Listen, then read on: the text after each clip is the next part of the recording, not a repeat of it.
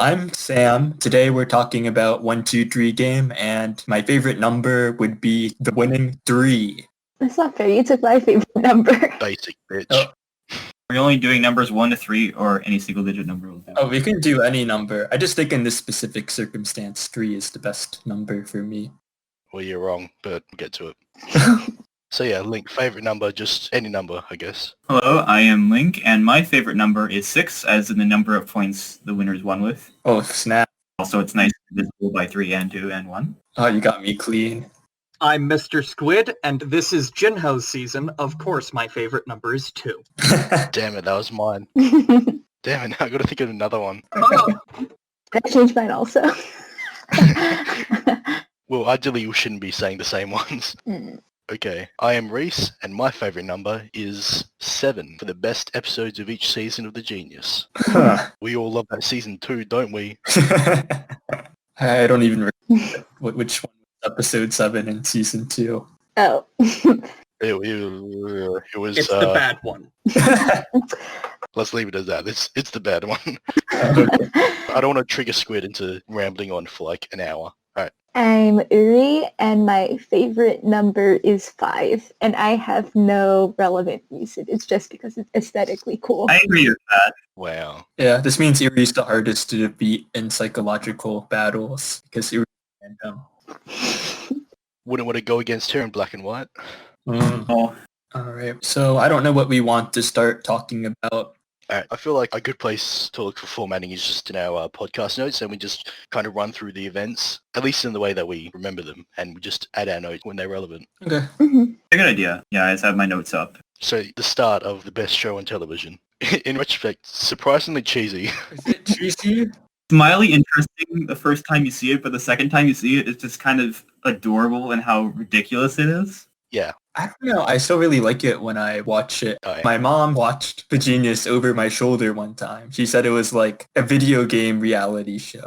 The impression she gets when looking at the opening and stuff. I think the opening's good. My problem is that the opening tricked me into thinking that Yoonji was going to be like Oh, yeah. Exactly. a player to care about. Exactly. Like, that was the exact impression I got as well, which is like, I remember I was watching it and I was like, oh, I remember when I first saw this, I was thinking like, oh, I guess Eunji is the main character. Right. Because she does that shot of her walking in. Exactly. She was the one who comes to mask and stuff. Yeah. And along with that, since they began with the package going to Gura, I thought that, like, those were going to be the big two. Yeah. And then I saw their interactions and I'm like, please no. Really puts the word fool in the fool's journey. Oh yeah, I think that Gura receiving the package first makes sense because they want to flex, but they got a big Korean celebrity. Yeah. Yeah, with like the knowledge of how he's perceived, it makes a lot of sense. But coming from a background where you don't know who Gura is, it's very easy to mistake him for being like the main character. I guess he is the main character, but probably not in the way that he wanted to be. Yeah. That's true. Main antagonist. That's like the first arc villain of The Genius. Oh, that's a good way to describe him. He's the first arc villain. And then Sangmin is like the second one. Yeah, I don't know what Yoonji is supposed to be. By the way, this was flagged up in like the Discord for someone, I can't remember who exactly mentioned it, but like Sangmin looks like really suspicious in his intro. Yeah. Like how he has like this package and he's like in an airport and he's just like looking around like wearing shades and like this shady clothing. Yeah, shades, hoodie, mysterious package. I was like, is he gonna bomb this airport in the introduction? That would really set the pace. I think I remember thinking something like that too, Squid. I was like, is this a thriller or is this a reality show? Yeah, and then like you add that into like Sangmin like reading the thing and it's like, this will be a game that tests your skills and he goes like, oh. And it's like, it's just the most dramatic sigh.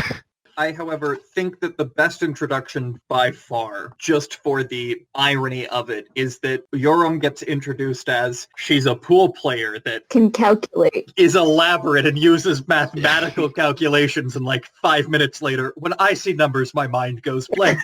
Oh yeah, it's so funny seeing the introductions like in retrospect. Like Minseo, she's sure to be strong in psychological battles. Such a meme. So great. There's also Gura, who's like Oh yeah. a wit that captures the attention of the audience. I mean, he captures the attention of the audience, but Yeah. Mm, I think all of our notes talk about Junseok and how his intro has aged very, very poorly. Oh yeah, that's another thing to mention is that in the intro he's described as Park Geun-hye's man, which is, it is an achievement to be like personally picked by the president. But in the future, when that president was revealed to be very corrupt and got like ousted, that's not a very good sticking point. Not a good point on your resume. at least Junseok wasn't stealing garnets from the South Korean treasury, as far as we know, anyway. Yep. Changman is the thief in this episode. Probably prefers being remembered for being on the Genius rather than being Park Yeon-hye's man. Yeah. Fingers crossed. Or he's also been running for like a mayor and stuff of his district in Korea. I've been keeping up a bit with him, and he seems to be doing pretty well. Oh, that's good. Oh, one thing that stuck with me this time around, even though I didn't notice it the first time around, was Changyeop went to a Sky University, which is SKY, Seoul, Korea, Yonsei, the big three Korean colleges, and that was part of his intro. Yeah, one of the big colleges, yeah. You can think of Sky as Harvard, Stanford, Yale for comparison. Oh, wow.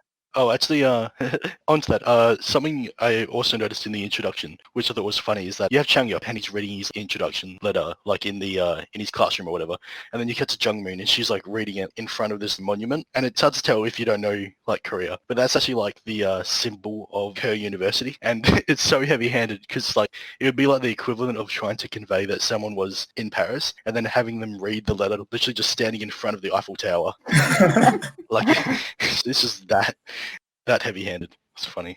Pivoting back a bit to the introductions part, it was actually like very smooth. It just really like hammers home just how good the editing is when the introduction, which started off pretty tense and you wonder how they're going to proceed with this style. And then they hit you with the jazz music. Jazz. And then moving to each player with like the sliding in like introductions of them. And it just works so well. Just how it progresses into each person. Yeah, I agree. And the Genius theme is just perfect for the show, just the way it, I don't know, do you call it the drop or whatever? And it goes into the introduction sequence. It's fantastic. Oh, yeah. Like the super dramatic intro sequences just keep getting more dramatic as the series goes on. No, I think, which one was the one with the sand desert battle? That one was the most dramatic. That's season 2. Oh, yeah, the actual animated intro, yeah. Yeah. Starts off with games and turns into like James Bond shenanigans as the series goes on. Oh, yeah.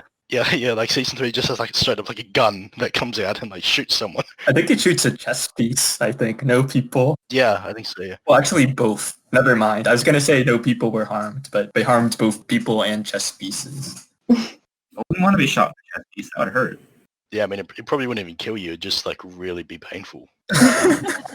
Similarly, like in this character intro, one point that was really interesting in a retrospect is how Pung is fawning over Sangmin. I have the heart. Yeah, like with the hearts, and he's giggling, like watching him. And I just thought it was funny how like Juno, of all the people, goes like, what the hell is this? Like, what are you doing?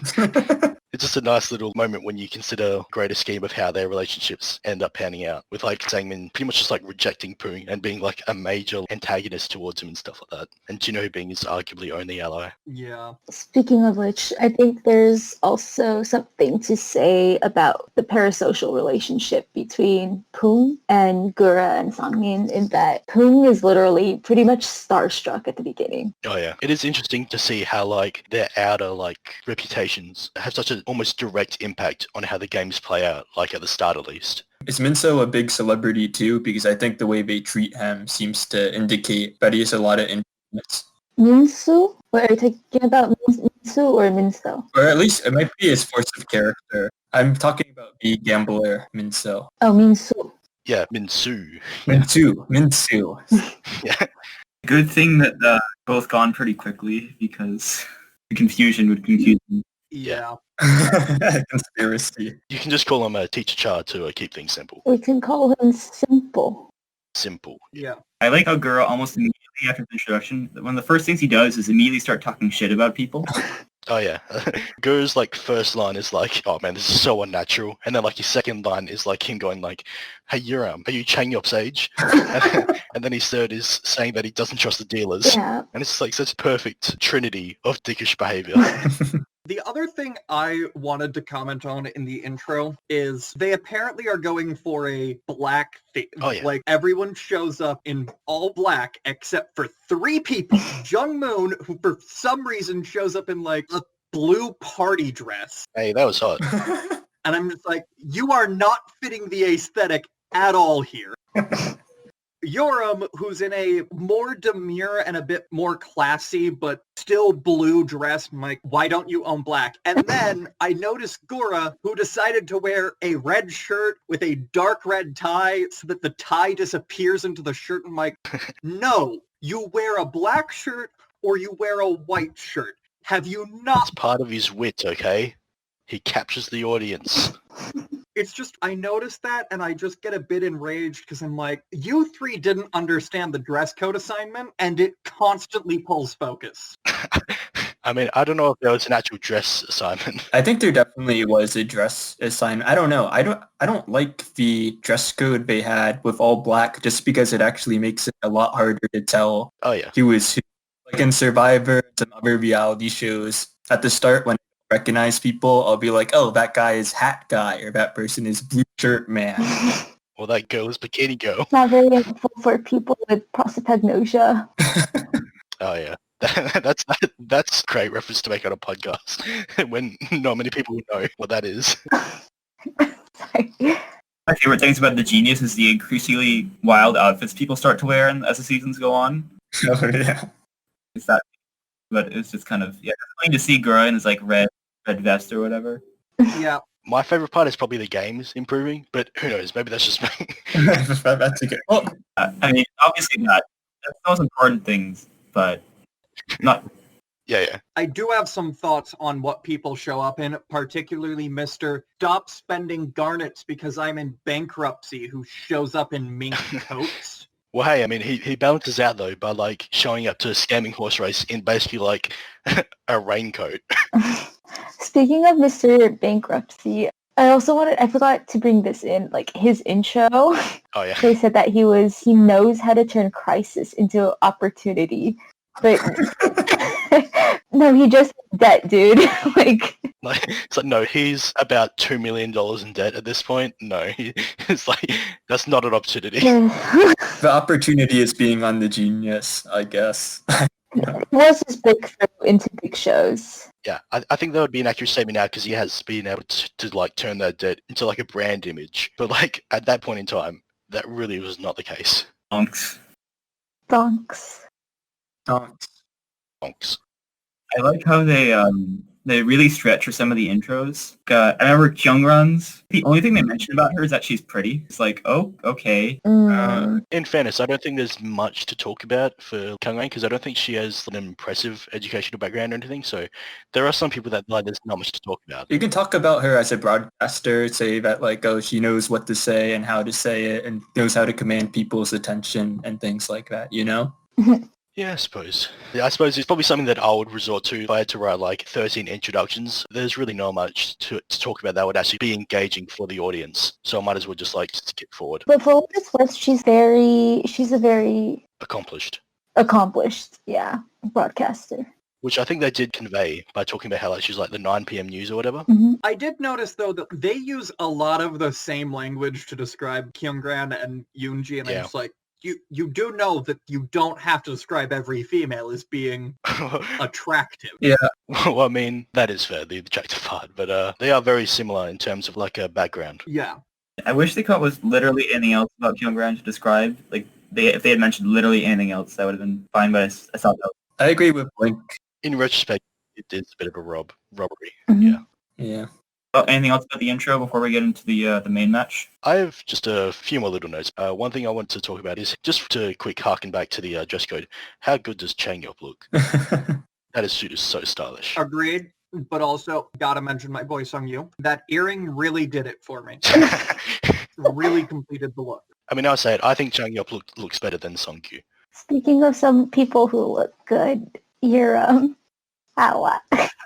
Oh yeah, Yuram was quite pretty. Mm-hmm.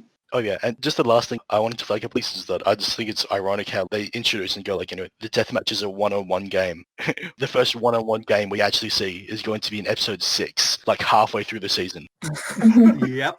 It turns out to be Junseok versus Jinho, I guess, in a way. If Junseok just... Well, actually, no, never mind. It doesn't matter what Junseok does. He can have one win of glory, and then it all falls apart for him. Yeah, I mean, it was basically just a one game of just Juno deciding. Setting the pace. Yeah, it sets the tone for the rest of the season. Although not the rest of the show, I think. Rest of the series.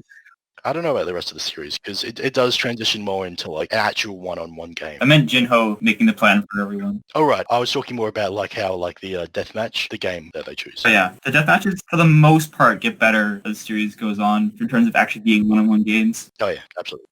One or two exceptions that we'll get to in time, but I mean Quattro. You said the Q word. You said the word.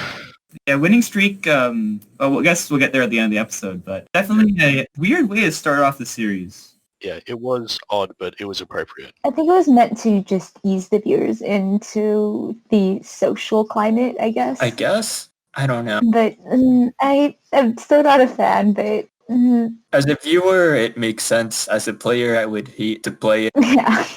From a TV standpoint, it's understandable, Yeah. but from a game standpoint, it's still pretty lame. Mm-hmm. I know several people who all said that they couldn't get into it because they thought winning streak was kind of a lame game. That's fair, actually. Yeah, that's the drawback. Although when you think about, I don't know. Like, the Genius doesn't know what kind of game it wants to be yet, so maybe it's fair. Like, if you think about Survivor, and instead of voting people out, they have a winning streak game every time, people might think, like, oh, wow, that's really cool. They play, like, smart people games.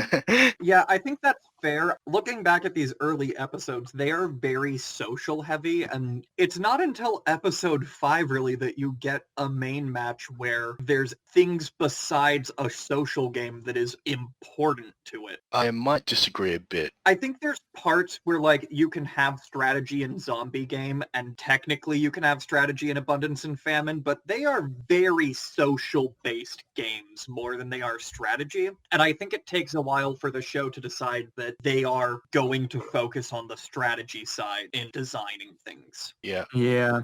I also think that main matches in general are supposed to be social-based. Yeah.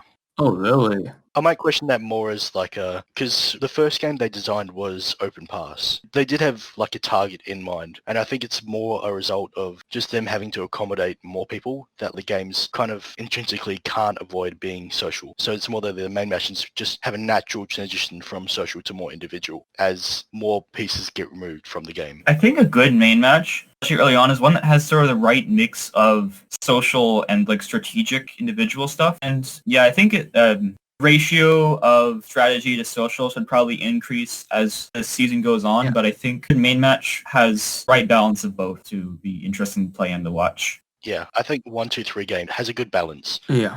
Saying the same thing, I think we can probably segue now into the reveal of Bandage Man and the main match. So for this episode, we're going to be playing a game called 1, 2, 3 game. I probably don't have to go into much detail about it, but as we just said, it has a pretty good balance between the social aspect and the strategic analytical aspect. Yeah. For those of you who might not remember, the way the game works is simply everyone gets 9 cards, 3 1s, 3 2s, and 3 3s. You have to go around playing those cards against other players, and whoever plays the higher card will get a point. At the end of the game, winner is the one with the most points, and the one with the least points is the elimination candidate, except any player who has a card left over automatically gets 0 points. Yeah, and you can trade cards to other people, which will come into play later in the episode. Yeah, trade or gift, importantly. Yes. So yeah, I think we can get a bit more into the player actions now. And I think it's interesting to note how Gino is the first person we see asking about additional stipulations, like how you can trade and gift cards and stuff. Yeah, I think that means he's on top of the game more so than the other players.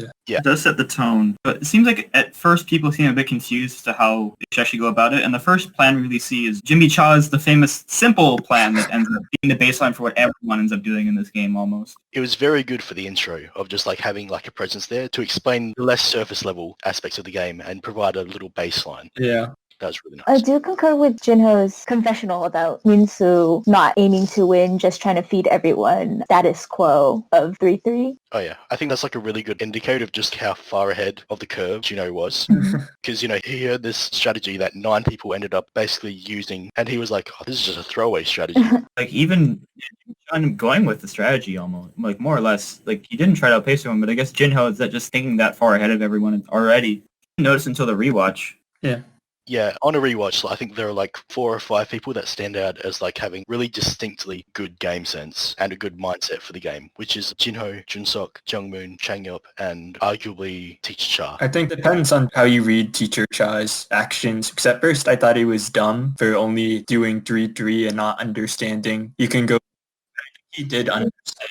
Yeah, my read of this is that he is playing for the metagame of, I'll just get rid of my cards. It doesn't matter as long as I'm not in the deathmatch. Yeah. Yeah, just playing it safe. Yeah. I think it's a very natural thing to do in the very first main match. Is everyone's new and no one really knows what they're doing. Is like, okay, I just want to survive and make it to the next episode. I'm going to go with the safest possible strategy that is guaranteed to not make me elimination. Yeah. And also doesn't draw attention Yeah. to myself like that. Yeah. So Teacher Cha's simple epiphany, I think, was that if you just get rid of your cards, you're safe in the game. But then he also does something that's questionable, which is he forms alliance of 3 people, I think. Yeah. Yes, he does. Means he can't get rid of his cards. Plan always to make the group of 6, or did he honestly just go with the 3 and then decide, oh yeah, we should probably have an even number of players in this? Yeah, we can go into a bit more detail in a bit, but one thing I wanted to flag up is how I think it's actually a really good social move for Minseo to have this baseline strategy and share it, because, it can't really come back to bite him, because he just needs one person to align with and he's secure. But because he shares it, I think he gains a lot of favor and he comes off as very approachable to a lot of people.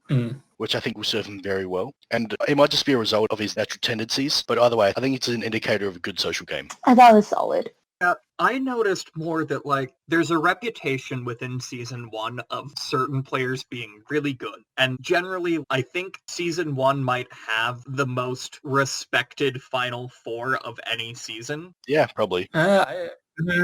Oh, maybe. And then you go back and you look a bit and you can see where there are weaknesses in some of the Final Four. And I particularly noticed in this one, Kyungran her summation is, I don't see how there can be strategy. It seems like you have to have luck. And she is really reliant on Teacher Cha, what's your simple plan? And it's a very odd episode for her when you compare it to how she'll be edited for the rest of Season 1. Absolutely. Yeah.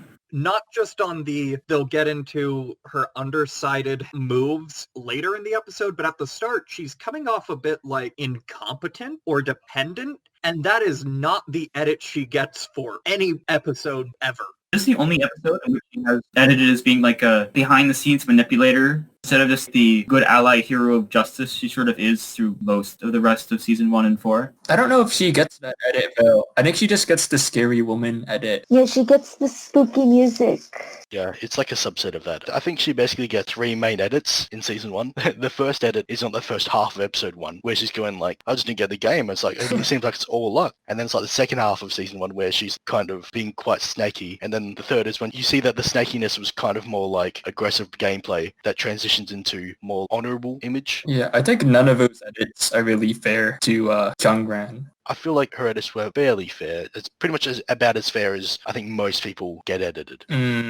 I feel like it's not only a matter of editing, it's also a matter of her own perception of herself, in that I feel like the rest of the season and show, she's heavily censoring herself, I think. I think she's the most self-censored player of all time. I'm not so sure about that, because I feel like a big part of it is just that there's a bit of a disconnect between how she views herself and how other people view her. And it's not necessarily that she censors herself to try to prevent this or anything. It's one of those things where she just acts a certain way. She didn't really perceive that, Sunggyu was quite scared of her. So, and it was only until he was eliminated, until she was like, wait, you were scared of me? Why? I would chalk it more up to just differences in perception. I also think it sort of bleeds into how she perceives herself, but there's also a performative identity aspect of it. Yeah. Which would make sense for her as a broadcaster. Oh yeah, as a broadcaster, she's probably fairly cognizant of the need to try to uphold her reputation. And I think we'll get into it more, but there are shades, even in these early episodes, of her acknowledging that other people seem to be afraid of her and not quite getting why. In particular, there's quite a bit in episode 2 of her responding to people being afraid of her with like, but why though? This has been a discussion that I know there's been a lot of in the community, but watching episode 1 again, it really sticks out how much to me that season 1 is weirdly about Sunggyu and Kyungran more than it is about Jinho, even though he wins the season. Interesting take. That is an interesting take. And I think for me, the reason why is I think Jinho's character is kind of static throughout season 1. That's fair. He starts out as he is the smart guy who might be a bit behind in the social game, but has better individual skills and a better game sense than everyone else. And that's more or less where the season keeps him. The way I see it is there is a lot of Kyungran and Sunggyu in this episode, but I think on rewatch, like all of the Final Four, like on rewatch, it feels a lot more Final Four centric than I remember. All the four of Jinho, Kyungran, Sunggyu, and Sunggyu, sort of all, they're the main characters. That's interesting considering they probably hadn't even... Oh, would they have known the Final Four at the time they released episode 1? Exactly, that's what I'm saying, that they wouldn't have even known that. So it's just like a really happy accident that those four happen to have major roles in the episode. Though I will kind of push back that like they would have at least known that the competition they have for Final Four around that time is Yoonji, Yuram, Gura, and like, we can be honest, when you're looking at the Final 7, you probably can predict what the Final 4 is going to shape up to be with pretty good accuracy. I don't know if they can predict that, though, just because I'm hoping that the casters are casting people because they think that they all have a good shot at the genius. And they do make casting decisions later, too. Fair, but the thing is that even if you cast someone thinking they're good, after seeing them work for about 5 or 6 episodes, which is about what they would be working with, it would be unreasonable for them to think, oh, Yuram is probably just as good as Jinho in like death matches and stuff like that. There are probably cast members that did lower in their estimation from casting. And casting isn't always casting based on win equity. It's just like, ooh, we are going to bring Gura because he's Gura. Yeah. I mean, G1 actually did have a reputation of being like smart somehow. That's a nice sigh there from Yuri. I think for season 1 in particular, casting wise, like I think it's harder to cast make a cast of like all home runs when like no one actually knows what the game will look like when the rubber hits the road at that point. Oh, So yeah. I think they did this sort of get a little the cast being kind of good gameplay and personality. There's a lot of fun people in this cast. Yeah, they got good casting, and then they were lucky with how it turned out also. Yeah, I think they hit a home run with Sunggyu and Jinho specifically. Yeah. Oh, if we're talking about management of appearances, Sunggyu came off as like a really not understanding the game in this episode, but Oh yeah. you have to wonder if he's really just playing up that attitude so he doesn't seem responsible for when he walks away from Minseo later. Oh yeah, I was wondering that as well. I think it's really hard to tell in this episode how much he honestly doesn't know what's going on and how much of it is like an image he's playing up. Yeah, that's exactly what I was wondering as well while watching it. It was like, in retrospect, it's interesting to try to consider how much of his ditziness is a result of him actually being slow to understand the games at the start and how much of it was him,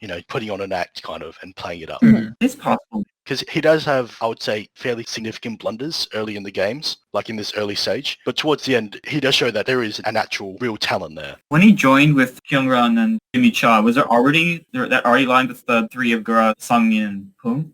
Did that come? Nope, it was just 3 and then 3 and then the 3 and 3 came together. Yep. You have to wonder what they were thinking.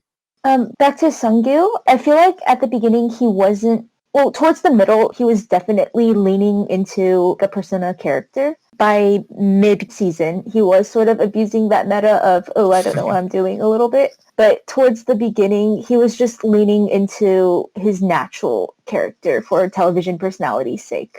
Do you guys think he would have gone through with the whole beat Minseo with the threes and then pull out if he hadn't been told by Kyungran, okay, please do that? Based on what he said, I suspect he might have just stuck with her, just with the knowledge of like, well, it's a safe 2.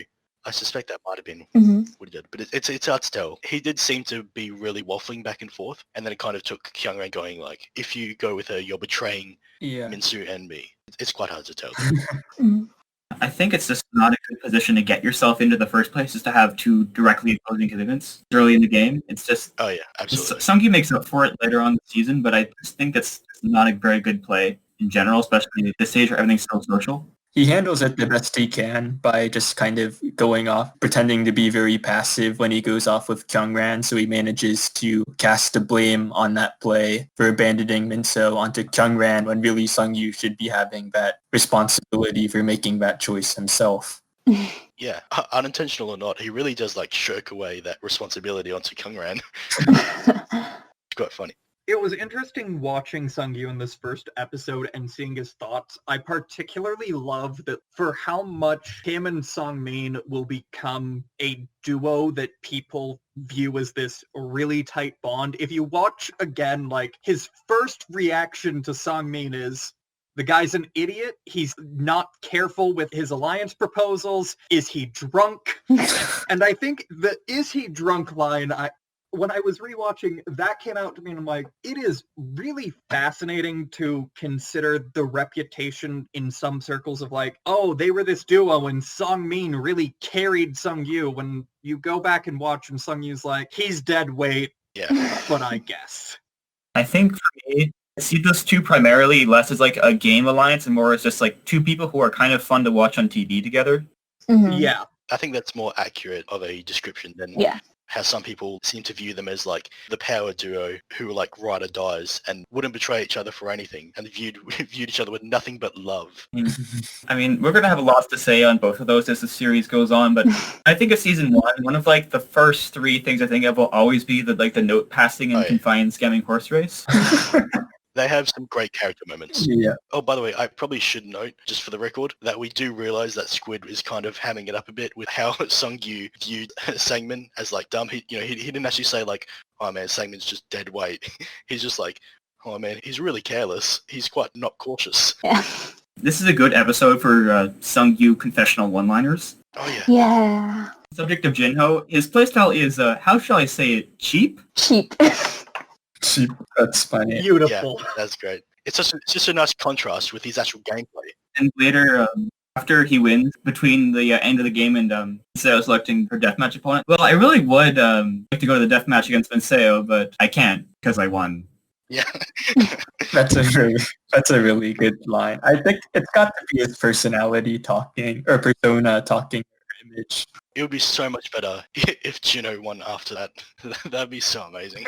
It's like, oh, I really want to There was another one that was like similar to that one because he had like two that were like really similar lines, but there was another one that I liked even more. It was just like, she must really want to pick me into the DM. How unfortunate. Yeah. But I didn't even notice on that one. Sungyu's a great character. You think if Sunggyu had won, would he have given the other token of life to Kyungran? Just a question I was thinking. I would imagine. I would say yes. I think so. I wonder if we can say that Kyungran and Sunggyu both played well, and even outplay. I guess they did outplay Jinho and Junseok in this specific instance, but mostly because Jinho liked themselves out. So the only thing is Jinho fired himself. There was like a bit of a product of circumstance. Yeah, I mean, it was quite circumstantial, and we can get into a bit more detail, but I was hoping to like pivot back towards the start of the main match, because we were just talking about the results a bit. I think it might be more effective just to pivot back a little. Specifically to Gura's gameplay this episode, of like, he starts the episode right by going like, he's asking Minseo and stuff like, what's the point of a two-person alliance anyway? And he just doesn't get what the point of it is, and and then his first instinct, seemingly, is to like try to make an alliance of three. A base alliance of three with Sangmin and Pung. Sangmin's thoughts are just especially funny because I think you could at least make the case that Gura made this with the thought of connecting it with whatever Minseo was doing and already had that in mind. But Sangmin just straight up goes like, I think we need an alliance of at least three. Like 3 people would be good. And it's just like, 3 people is not good. 3 people is a lose condition in this game. I guess to be fair to them, the 1-2-3 meta game is very weird. Like, I guess they're assuming there will be people massing around just randomly playing whoever they want. Yeah, it's less egregious because the gameplay is just so weird and random, I guess. Yeah. I think it was Sangmin, but they said saying like, our plan is to play our cards as fast as possible. It was one of Gura or Sangmin, but I forget. But it's like, why? What? Probably Sangmin, I think. That sounds like something I heard him say. Yeah, I don't get that. For some reason, a lot of people seem to be like, let's just burn our cards immediately, just as fast as possible, which didn't really make sense to me. Like, no one do math? I'd like to jump off that a bit because towards the end, because Jinho just went out to play with people, and just there were so many people playing outside of their alliances, and that just was very to me. Yeah, it pretty much just like threw away like one of the huge benefits of the 3-3 strategy, which is that you can secure yourself. You can make sure that you don't have cards remaining by just playing with the same person and using all your 9 cards. But like 9 out of 13 people just didn't care about that. Actually, 11 out of 13, because everyone was just playing with everyone except Jinho and Junseok. Yeah. I think Jungmoon and Changyeop. It makes it hard to evaluate exactly individual performances because we don't see half of that trading after the initial round, like the very end. When we see the scoreboard, it raises more questions because a lot of it doesn't make any sense. Oh yeah, I have some details that we can run into a bit if we want to do that now, but it might be better to hold that off until we discuss the results. Probably should save that for the end of the main match. Mm-hmm. So yeah, just pivoting back a little, I thought another nice moment that I thought was interesting in retrospect was if you follow like Sunggyu's arc through the main match and stuff, how he goes from talking to Kyungran over to Jinho to Sangmin. Those are pretty much the 3 meaningful conversations he has at this point in the game. It's quite a nice little coincidence that those happen to be the final 4. Yeah, later on, Yoonji will ask him if he understands it now, and I kind of get the sense that Sunggyu had those conversations with everyone, and they just picked those 3 to show.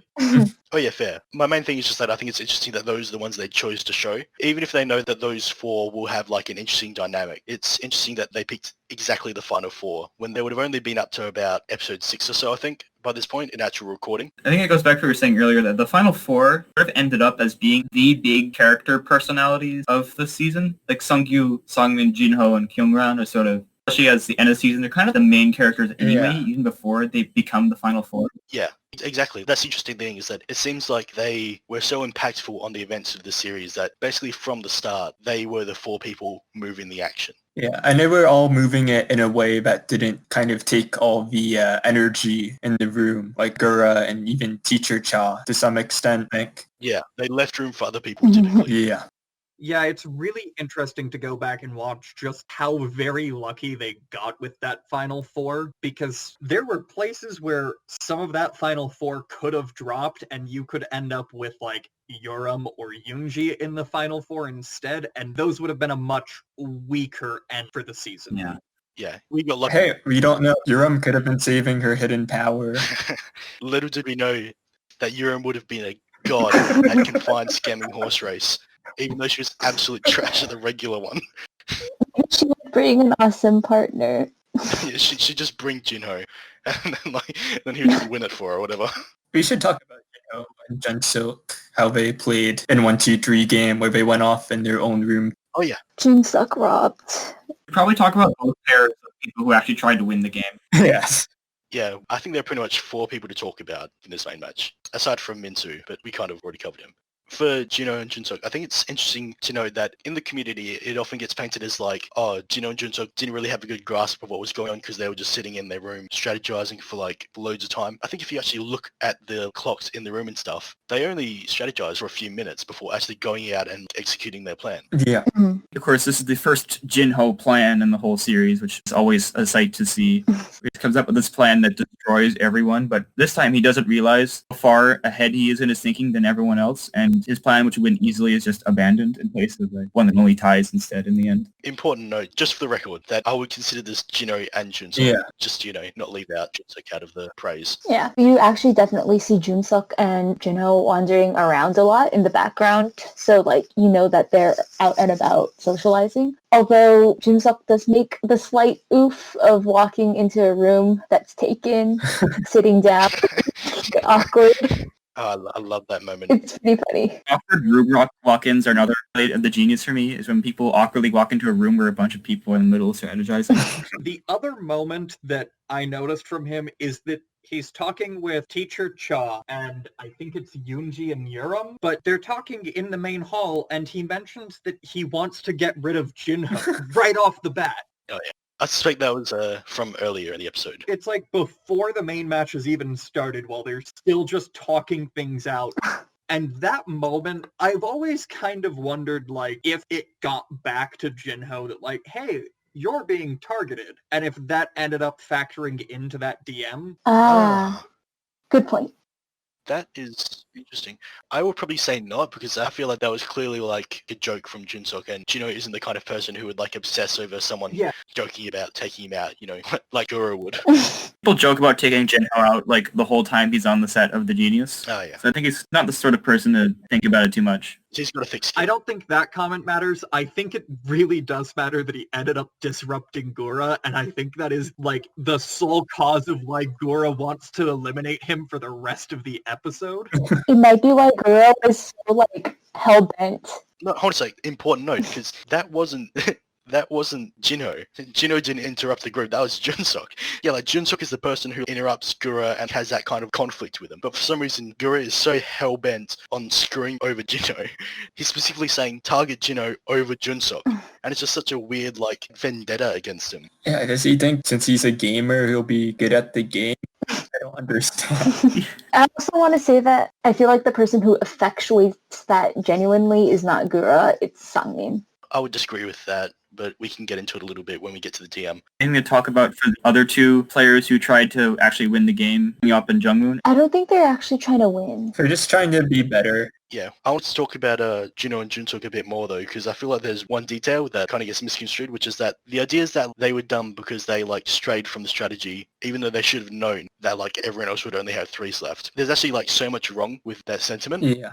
Chief among them is that it's very not apparent that everyone is using Minseo's strategy, because you have clear pockets of 3 with Gura, Sangmin, Pung and stuff, and you also have loads of people playing outside their groups, like Pung playing with Minseo and stuff like that. I wouldn't mark them down for assuming that people were using strategies other than the basic 3-3-1. I want to pause on this really fast because I feel like they feared people piling points onto one person, like a 3 or 4 person alliance, but then that in itself isn't viable because there are only 2 tokens of light. Yeah. Fair, but I think it was less of a case of them suspecting something specific like that, and more that they just saw groups of people and were thinking, oh, maybe we don't have the best strategy, like maybe we're missing something. I think they knew they had the best strategy, but the thing is, if you get 9-0 and then 2 other people, let's say Changyeop and Jungmoon, also go for 9-0, then what ends up happening is they both tie for first, and you can't distribute the TOL to the other person in EC. So I feel like there's a game design. Do they have like a game-wide tiebreak? I don't think so. Would it work if they had 2 winners and more than one person with 0 points? and it could work, you just can't give the TOL to the person you want to give TOL. Yeah, there are still benefits to it, and that is a practical flaw in the plan, but I don't think it was something that they were really worried about. The way I read it was that they were more just concerned that someone else had found a way to surpass 9 wins, presumably a group with a larger amount of people, because even if they think they've got the mathematically correct solution for 2 people, Oh, I see. I don't think it necessarily goes that. They would assume that they had the best. I think both considerations come into play. I guess they're more concerned about your situation because then the larger group of people could pick Junseok for elimination candidate. Yeah. Yeah. Yeah. Mhm. I would not be shocked if they were considering both, but yeah, that was just my read on it. Did they come up with an 8-1 strategy or just a 6-1 strategy? Trying to remember. They had 9-0 and 8-1, I think. They ended up using like max number 1, which leads me to believe that they considered 8-1 because they had the 6-1 or 5-1 rather as the backup plan. Yeah. So it's suspect they did consider 8-1. Mark them down that heavily. It's not a really bad mistake, but I think not sure how many strategies come up with that would beat unless they used a multi-group. I guess it's something they had to worry about because if it went wrong, they would have Junseok in the deathmatch. Yeah. Yeah. Mhm. But then it went wrong the other way, and they still had Junseok in the deathmatch. No, I wouldn't have gone for the 9-0 because I would have thought of if everything goes wrong, it'll all go wrong. But obviously, it would have worked out if they did go for it. Yeah. Hindsight is 2020. I wonder if Junho and Junseok also weren't that afraid of the deathmatch because they both thought, based on their skills, they would be able to beat anyone who picked them, I guess, and went there. Maybe that's why they were willing to stick out and go for a strategy that just wasn't as complacent as everyone else, just going for 3-3. Yeah. If they really were unafraid of the deathmatch, they would have just stuck with the original plan. Yeah, I think there was like an underlying courage, I guess, because I imagine they're both fairly confident individually. So I think it was more just indirect influence on their behavior just as a result of their mindset. Yeah. Yeah, I wouldn't say it was a direct thing of, I'm not afraid of the deathmatch, you're not afraid of the deathmatch, let's just go for it. Well, it's not like that. It's more just because they're not afraid of the deathmatch, they're willing to make plays that will win the win and not like a passive attitude. Yeah. More like a passive buff. But yeah, the other part of the misconception, I think, is the idea that they should have known that everyone only had 3s left, which is something the show actually showed us. I think it's false. Obviously That's bullshit. actually incorrect. Yeah. It's wrong. Like, it's literally just wrong that like everyone had 3s left. Like, sure, there were a lot of 3s, but I just pulled up the Korean wiki for the show, and the people who wrote this are very detailed, and they made like a lot of deductions and stuff. And so what they know is that wasn't shown on TV is that each of Sunggyu, Kyungran, and Minseo each used a 2 or a 1 and gave away a win at some point. So like there were 2s and 1s in the mix there, and like literally Jino could have won if he had gotten lucky. Yeah. So do you think Changyeop and Jungmoon picked up their extra wins at the end of the game from these random people? Yes. It is here listed the people who gained wins that weren't on camera. I'll just run through it. Jungmoon, Gura, and Yuram. They each got a win that wasn't on camera. So since it's 1-1, each of those people was fed a win by one of the people who had an unbroadcasted loss. So I would guess, this is mainly just speculation on my part, just based on like their social interactions, but I'd say that Sunggyu fed a loss to Gura, Minseo fed a loss to Jungmoon, and Kyungran fed a loss to Yuram. That would be my guess about how each of those people got an extra win and got their points boosted. Yeah, there is one little part at the start of the main match that I always find amusing. That is when Gura starts his plans with Pung and Songmin, and everyone's watching and they're insisting, no, it's just random chance. And Yoonji's just like, you're terrible liars. I love the hilariously bad acting by all 3 of them. Oh, yeah. Like, no, we're not in an alliance. No chance. Why are they giving you that idea? I think a funny mini arc, if you look across the series, is like Yoonji being kind of fed Unji. Gura. Gura? Unji is a great narrator for this episode. I'm just casually talking about like, I think Pung just came here just to talk with Gura. like he's just such a fanboy. And I think my favorite part is, if you look in the background while she's giving that confessional, there's a shot of Pung. Yeah. He's like modeling with Gura and Jinho. Jinho to get a picture. Yeah, they're like taking a picture together. And I love that shot so much. Yeah, to pivot on that actually, I think another interesting point to note is how fourth wall breaking the show is, like in this first episode. You're basically expressly told that this is a set. You even get like a clear shot of the monitors that show all the cameras and stuff. Right. I think it's interesting that this is like a background shot that we don't really get after this. Yeah. I don't know. It seems like season 1's feels a lot more relaxed than the other 3 seasons, I think. Or like Yeah. casual almost. I think it's more so that they were trying to find a good style, and so it was more that they were kind of like testing around things, being a little bit more measured, and I think that would be considered more casual. I think that since there were no previous seasons, they had no expectations placed on them. Like at season 2 and season 3, maybe people were thinking like, oh, where's this player's open pass moment? Oh, exactly. But in season 1, it could just be like whatever. Like, is it a variety show? Is it a high stakes game show? Nobody knows.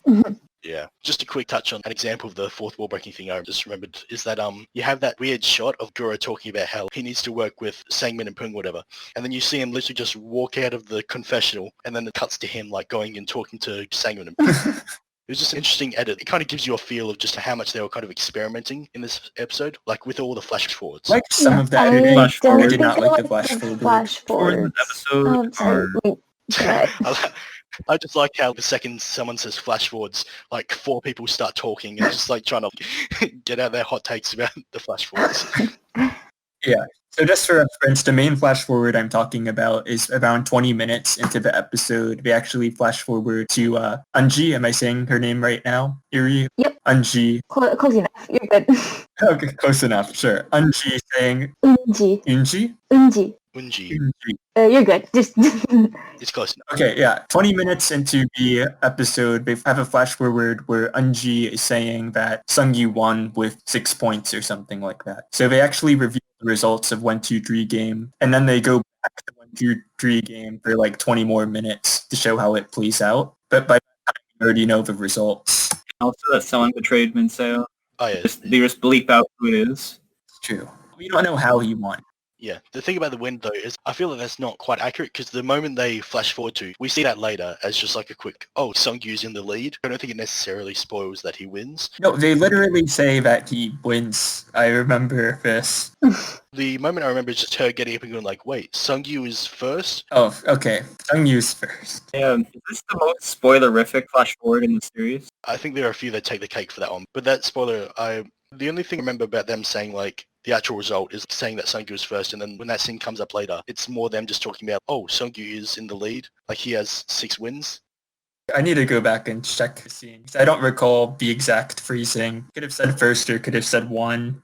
Yeah, it might just be like a translating thing, but who knows? I just think that in general for the show's editing, I feel like the flashbacks are great and they're the stylistic flair of the show, but that the flash forwards can at times be also unnecessary, not just spoiler-esque. Oh yeah, I agree. The flashbacks are like the bread and butter of the show, especially the pause and rewind. Mm-hmm. Gives you a lovely thrill when you see that. Yeah. Oh, we're going to get something cool. Did the pause and rewind happen only once with the fish market, or did they use that? It also happened in a minor game. Yeah. Didn't it happen in, what's it? Monorail? In what? Jury game, I think? Jury game. I think so. Yeah. I think it did, yeah. They use it less as the series goes on, if I remember correctly. I don't remember it as much.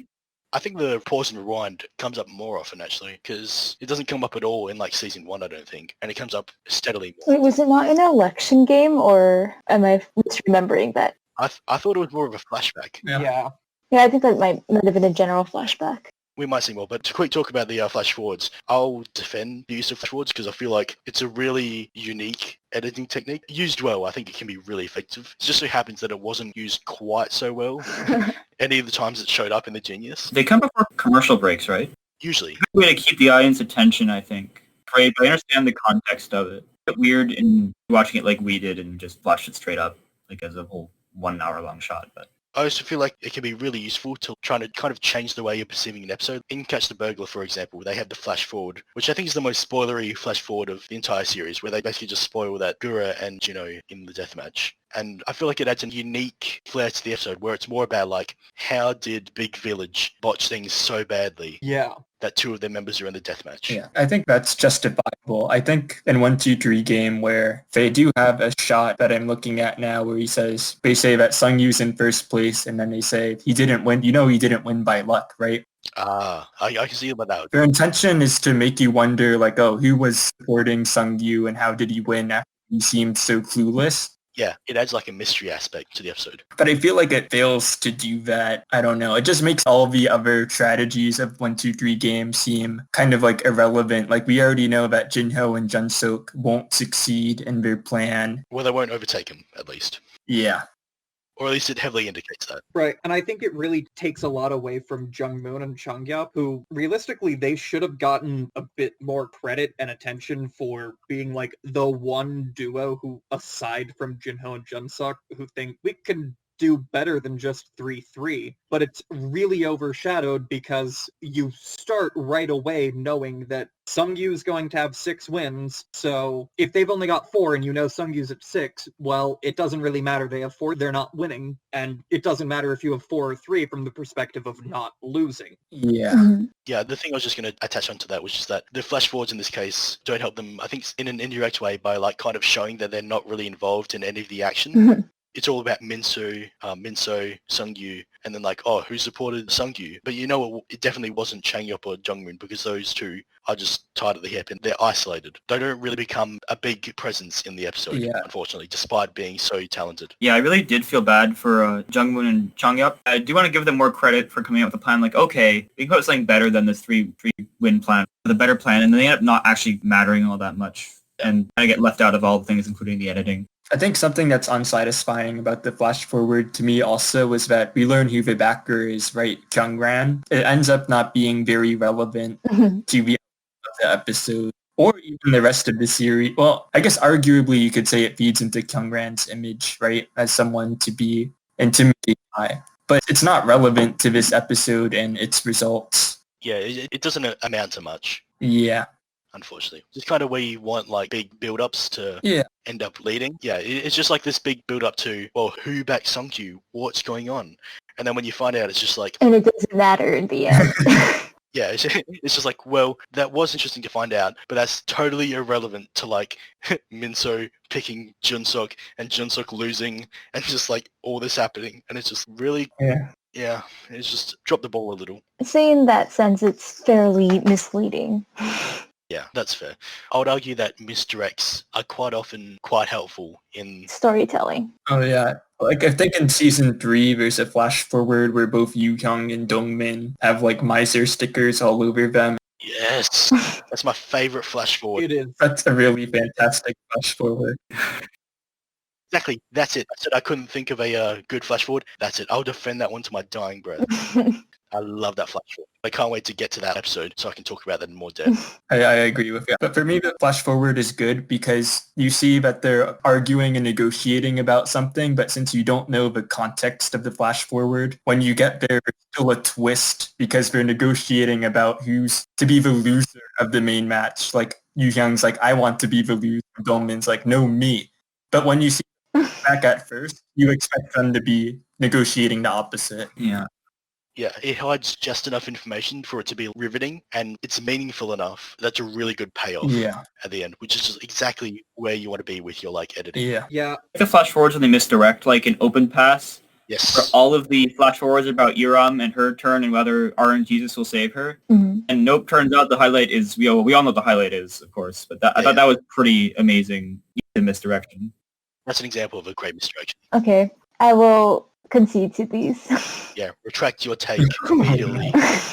I also do think the Abundance and Famine flash forward, it's not as great, but I do really like it because I think that flash forward is really useful to have in that episode because if you go back and watch Abundance and Famine, that's really the only drama you have going on in that episode. It's why is she upset? Because otherwise it's really clear from the drop that Team Gura has utterly botched Abundance and Famine, and one of them is going to be the loser. And I think it's a really effective way to keep you questioning, like, what went wrong so that you don't completely tune out the main match. As the rule of thumb, if the flash forward adds drama, good. Flash forward drains drama, it's bad. And I have to give the thumb down to the flash forward in 1, 2, 3 game. At the very least, the flash forwards in this episode were pretty poor execution, I think. Yeah, I'm going to go execute myself because I must leave for this podcast. But as for reference, my take on Winning Streak game is also, it's a bad game. That's really universal. I will end with that. Okay. Is that where we're going to put the commercial break? Oh yeah. We paused the podcast there because Sam left, and now we're back on track. And where were we? We're in the middle of the main match. I think we just got done talking about Inho and Junseok. Oh yeah, I think that's about where we were. Sam ended by just saying, like, by the way, 1, 2, 3 game is trash. And the Winning Streak game is trash. Oh, sorry, Winning Streak game, yeah. About Minseo, I think, is the one we should probably talk about now, and how she handled this main match. Yeah, Minseo's social. Oh yeah. Social game, which was very strange. Yeah, not a great social game given how, she was pretty coldly cut out of the game. Yeah. One thing I really wanted to talk about is her position after getting iced out, how she had 6 cards there. And she played 3 cards away and left herself with an odd number. Yeah. Yeah, she was actually, in my opinion at least, in a very good position to actually earn some favor. Yeah, walk up to any duo, give 3, Yeah. and play 3 with them. I mean, not even any duo, just any one person who isn't distracted by, like, group work in the moment. Pretty much anyone who's done, you can go up to them and go, hey, would you like an extra 2 wins or an extra 3 wins? And then you can just give them your 3s. You can take your 2s and play 3 games. And you can give them 2 if you want to save a win for yourself. Or you can just give them 3 wins and hopefully they'll win. And at the very least, not pick you to be last. It's just weird to see her go from that position to playing games. And then we actually see this in the episode when Jino comes out to execute his, like, 6+ alpha or whatever strategy where he would just hopefully get some wins with the 3s. But we see Minseo actually rejecting to play a game with Pung. And if she'd played the game, then hypothetically she would have had 2 cards and she would have been safe. Yeah. I'm not sure what she was thinking there. He's definitely sort of facing a not great situation to be stuck without an obvious partner. I think it gets confusing when everyone's kind of milling around playing cards with whoever, and you don't really know what to do. But I don't really know why she did the exact approach she took, because she did play some of her cards, but why did she not take the opportunity to get rid of the rest of her cards? It's like she went, no time to strategize, got to play, but then went, hold on a sec, I'm going to stop playing. And then she stopped at the exact worst moment. Like, wait, no one has cards left. Uh-oh, what do I do now? I think she has a problem that you'll see from several other players where they'll get into a bad spot in a main match for whatever reason, and then they just kind of stop. And they're like, well, I'm in a bad spot, time to die. That sounds accurate. I think it's an understandable psychological reaction to being like suddenly stuck in a bad situation with no immediately obvious way out. Right. Like, now what do I do? This is bad. Wait. Okay, go. Something immediately, and who cares? Don't think, just do. Yeah, it can be frustrating. At least she didn't just freeze. She kind of does both, where she kind of puts a course of action and then she just freezes after that. Exactly, yeah. It's a weird mix of blunders, which is just not a great indicator of a player. She's sure to be strong in psychological battles. That steel will of hers. I think the other issue I have is we can pretty clearly see that Sunggyu is one of the most active social players in the start of that main match and leading up to the main match. And so clearly he's going to have a lot of offers. And it seems like she just decides, well, I've got to deal with Sunggyu, that's sufficient, without doing the additional thought of he has probably made deals with many people, because it's not like she was his only option. I compare it to like Yoonji and Urim quickly join up the moment they hear the 3-3 strategy, and then they don't approach other people for other plans. Not that we see of. That we see of, obviously, but it seems safer when it's two people who haven't really been approached by anyone else quickly joining up compared to joining up with the player who has the most options to cut you loose. I think like another pair there is Changyeop and Jungwoon, but I think Jungwoon even says, wait, are you going to deal with anyone else before she decides to commit to a deal with Changyeop? Strange that Minseo seems to have no backup plan whatsoever. Oh, yeah, but the thing is also with Changyeop and Jungmin, you also see them actively interacting with other groups after they formed. Well, you don't see them, but you know that they do, because you see Changyeop and Jungmin kind of get surprised that 6 wins is in the lead, because they have been communicating with Jino and Junseok and know about their plan to get lots of wins. That to me was the indication that Changyeop and Jungmoon were definitely playing for the under-the-radar play. Yeah, because they were aware of superior strategy. Yeah.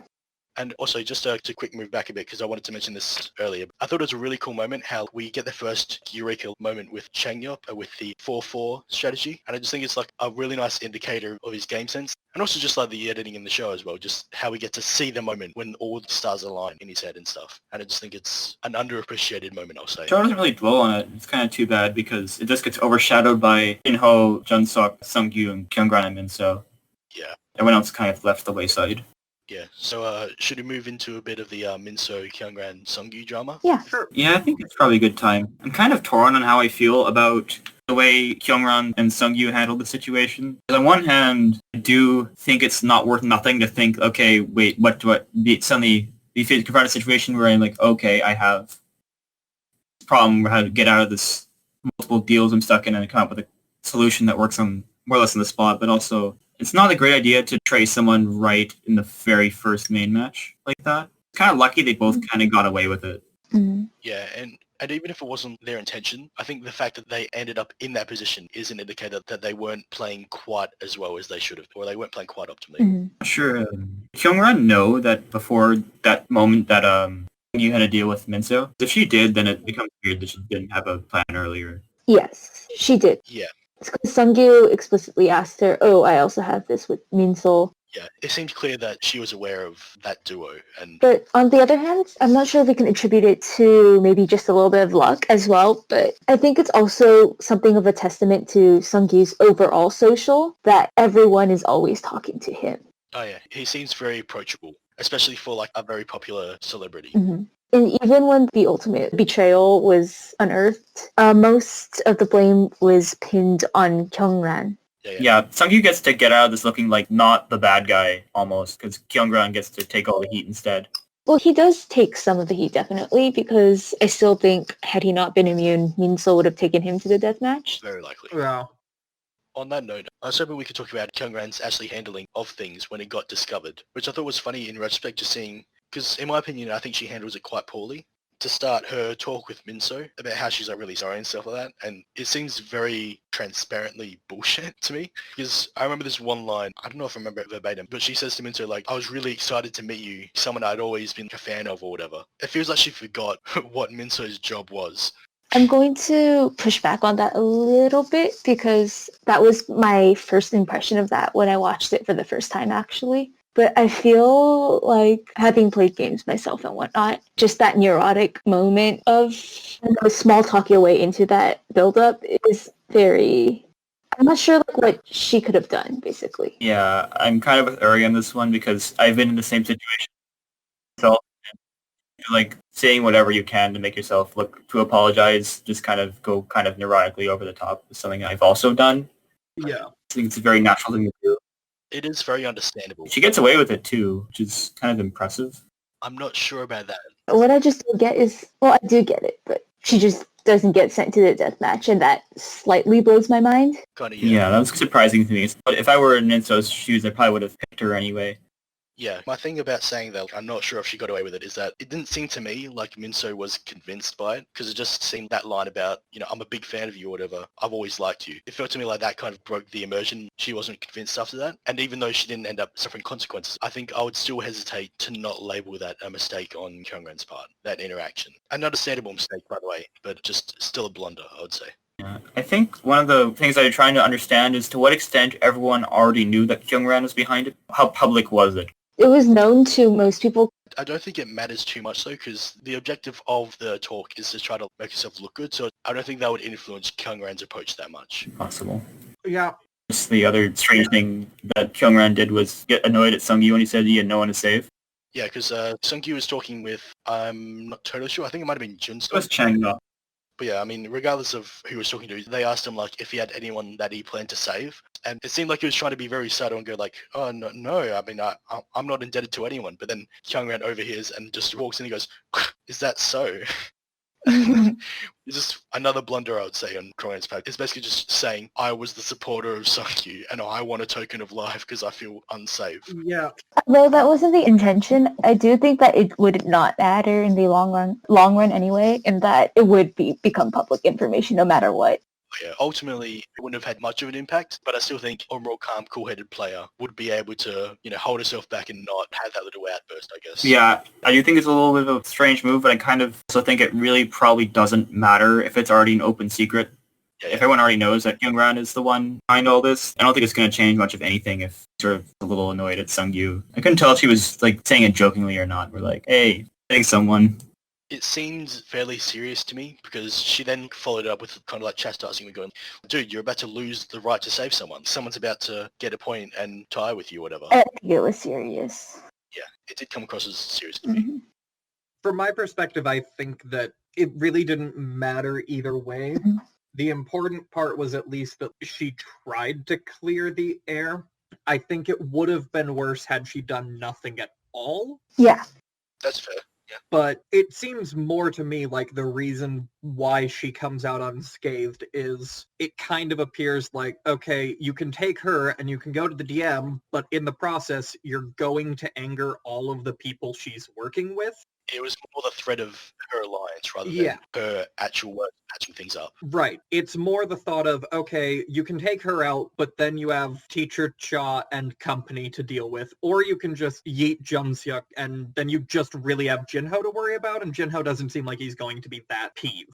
Speaking on the subject of Jinho, should we talk about the very end of the main match? So that was a really weird situation. Before getting into that, because I feel like that's a really complex, it's chock full of stuff to talk about, but I feel like it'd be easier to get through Gura's actions throughout the whole Kyungran Minseo thing, which I just think is like a funny indicator of just how unappealing he is as a character, or just as a person at least. Yeah. Which is just how he's telling Eunji that she's clueless and then trying to blame Minseo's position on Jinho and Junseok, who have just done nothing. Yeah. Literally haven't played with her or influenced her in the slightest. What I found really striking about Gura on this episode is that he seems to think he's immune from the deathmatch because of the sort of "don't you know who I am" effect. Oh, absolutely. Yeah, and also oh, this won't feel the narrative. Viewers don't understand this. Yeah. Gura's greatest weapon is probably how he wields his fame, because he just uses it to get out of so many tough spots where he just should not be getting out of. A player with a less intimidating reputation would probably have gone to the deathmatch and lost in his position in a few different occasions. Yeah, I think here as well, we'll get into it in the deathmatch, but he plays pretty aggressively for not having anything to back it up. He's basically telling Minseo that she can't take him to the deathmatch because, well, it wouldn't make sense to the audience, while also trying to convince her to take Junseok, which also makes no sense. Yeah, he just doesn't come across as like a reasonable player. Yeah. I had a really hard time understanding the ultimate reasoning for picking Jinho or Junseok from either Gura or Minseo. Because if they had been told it's a one-on-one game, I don't think they would have known at that point that winning streak is like. So if I were in a position where I was stuck in a one-on-one game, I would probably not want to pick the two people who have Junseok. been strategizing the whole time. So that was really strange. Or either of them thought they should have done that. Yeah, it seems like she just overvalued, or I guess in this case appropriately valued, the threat of a group. Because Jinho and Junseok, as a pair, they don't offer much help in winning streak. I guess you could expect, based on the main match, that if the deathmatch involved other people, or at least could involve other people, getting a lot of people on your side would be much more beneficial, and especially if it's like Minseo or Teacher. Yeah. It's a sort of group aspect. What struck me as weird for valuing things like the group size thing. It just seems like it's not really relevant to the situation. It ends up being more relevant because of the winning streak happens, but I just Happens to be the deathmatch. don't understand the reason without knowing what winning streak is. Yeah, it does kind of make you think, maybe they did have some idea, just because of how almost dead on they were with their concerns of like alliances. Given the main producer's ethics, I don't actually think anything sus was going on, but I think they probably just lucked out in terms of they were being paranoid about big groups and the power of alliances, and it just happened to turn out correctly. I think all of us here, if we were told that it was going to be a one-on-one, we probably wouldn't pick either one of Jinho or Junseok just because of how intelligent you could be pretty sure they are. Yeah, what I find weird is why didn't Minseo make Jinho the other win of the main match? Because just to deny Sunggyu the right to use the token and then immediately not pick one of his allies, I think I found really weird and kind of incomprehensible. I think it was a mix. I don't think it's explained. My take on it, at least, was that she wanted to basically give someone a token of life to try to gain favor as one thing. That seemed to be her pitch to Jinho. Is like, if you don't come first and you don't get a token of life, you might be in the deathmatch. But if I give you this win, I can make you safe. Which is, a bit of a lame pitch, given that you're the one picking. So it's like more of a thinly veiled threat. Or more of a threat. Like, I'll make you win or you're going to the deathmatch. Yeah. It's really weird. I don't get it. And of course, she gives the card to Jinho, and then she walks away for a solid minute, just stressing everyone out to talk to Gura, I think. Yeah. I mean, it wasn't even that she shuts away. It's just like Gura takes her into a room and just tries to talk to her. And by the time she gets out, there's 7 seconds left on the clock. And by the time they actually play the game, there's literally 2 seconds left on the clock. And it's just, ooh. Yeah. Was Gura just trying to ice Jinho out or something? Because that was really weird. Just stick him with the card and then leave, and then doing it anyway. And giving Jinho the win anyway, so I guess she could have just run out the clock and then hope that Sunggyu picks Jinho as EC. Yeah, in that position, she could have just left him with a card and let him be joint last and just bank on the chance that Sunggyu doesn't pick her. What I find really interesting watching that again is it's not even that Gura's the one that pulls her away. If you watch, it's Changyeop and Jungmoon who are the first to go to her and be like, yo, go talk to Sunggyu and Gura. Really? I didn't notice that. Yeah, it's about 48 minutes in. They are there with Kyungran confronting Sunggyu about who he's going to give the token to, and they tell him that he needs to go and beg her and say that he'll give her a Garnet if she'll give him the win, which also, bizarrely, Junseok is telling Sunggyu to do this as well, and but why are you giving advice to the person who is not on your team? That's a bit separate from the event we were just talking about. But yeah, it is interesting to note how people play disregarding the alliances almost. Like Junseok is giving advice to Sunggyu and stuff. Well, Gura tries to get her to leave, and she doesn't, and Changyeop and Jungmoon come over, and Changyeop gets her attention and pulls her away to Gura. Oh. I don't know why he did that, but if you go, it's 48 minutes in, they get her attention and then direct her towards Sunggyu, who brings her in for the negotiation with Gura. Huh. That's interesting. I imagine that they didn't suspect that Gura would almost be filibustering his way to try to get Jinho stuck with 0 points at the end. That's the explanation I would probably assume, which is just that they kind of just thought, it's just a harmless little talk before she makes a big game decision. Yeah. Probably better to just convey the message and stuff, play telephone. Yeah, I guess so. Days saved by Minseo coming back and, in fact, giving Jinho the win, and all of us Jinho fans breathe a sigh of relief as he does not go to the deathmatch. You brought up before that she could have just left the card with Jinho. Yes. And banked on the chance that Sunggyu doesn't pick her, but on the off chance that Sunggyu picks Jinho takes her into the deathmatch anyway. Oh yeah, So, very likely. Yeah. True. The sad part being that this 1v1, if it would have been her versus Jinho in that circumstance, Jinho's dead. Oh, imagine that. That would be just the worst. I guess maybe Junseok and Jinho would be like invert places from like season 1 and 4. Invert their like positions.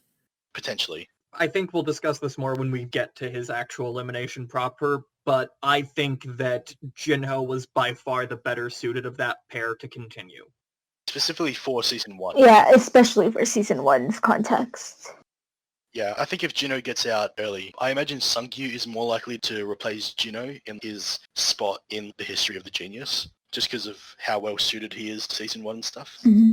Actually, to pivot back a bit, talking about things Minseo could have done, which is that with Jinho and Junseok's final selection of cards, Squid actually brought up a interesting tactic that they could have used to potentially get Jinho the win. Right. So when they're pivoting away from the 6+ alpha plan, they come up with a 5+1 plan where they're going to burn their 3s against each other. But at that point, Minseo has 3 cards which are 3/2/2. If they would have made a deal to go with 5+1 and then instead of burning the 3s, give both to Jinho and play them against the 2s, he would have had 7 wins and had a solo victory. And then we probably have Sunggyu in the deathmatch, and he almost certainly wins that deathmatch because everyone loved him.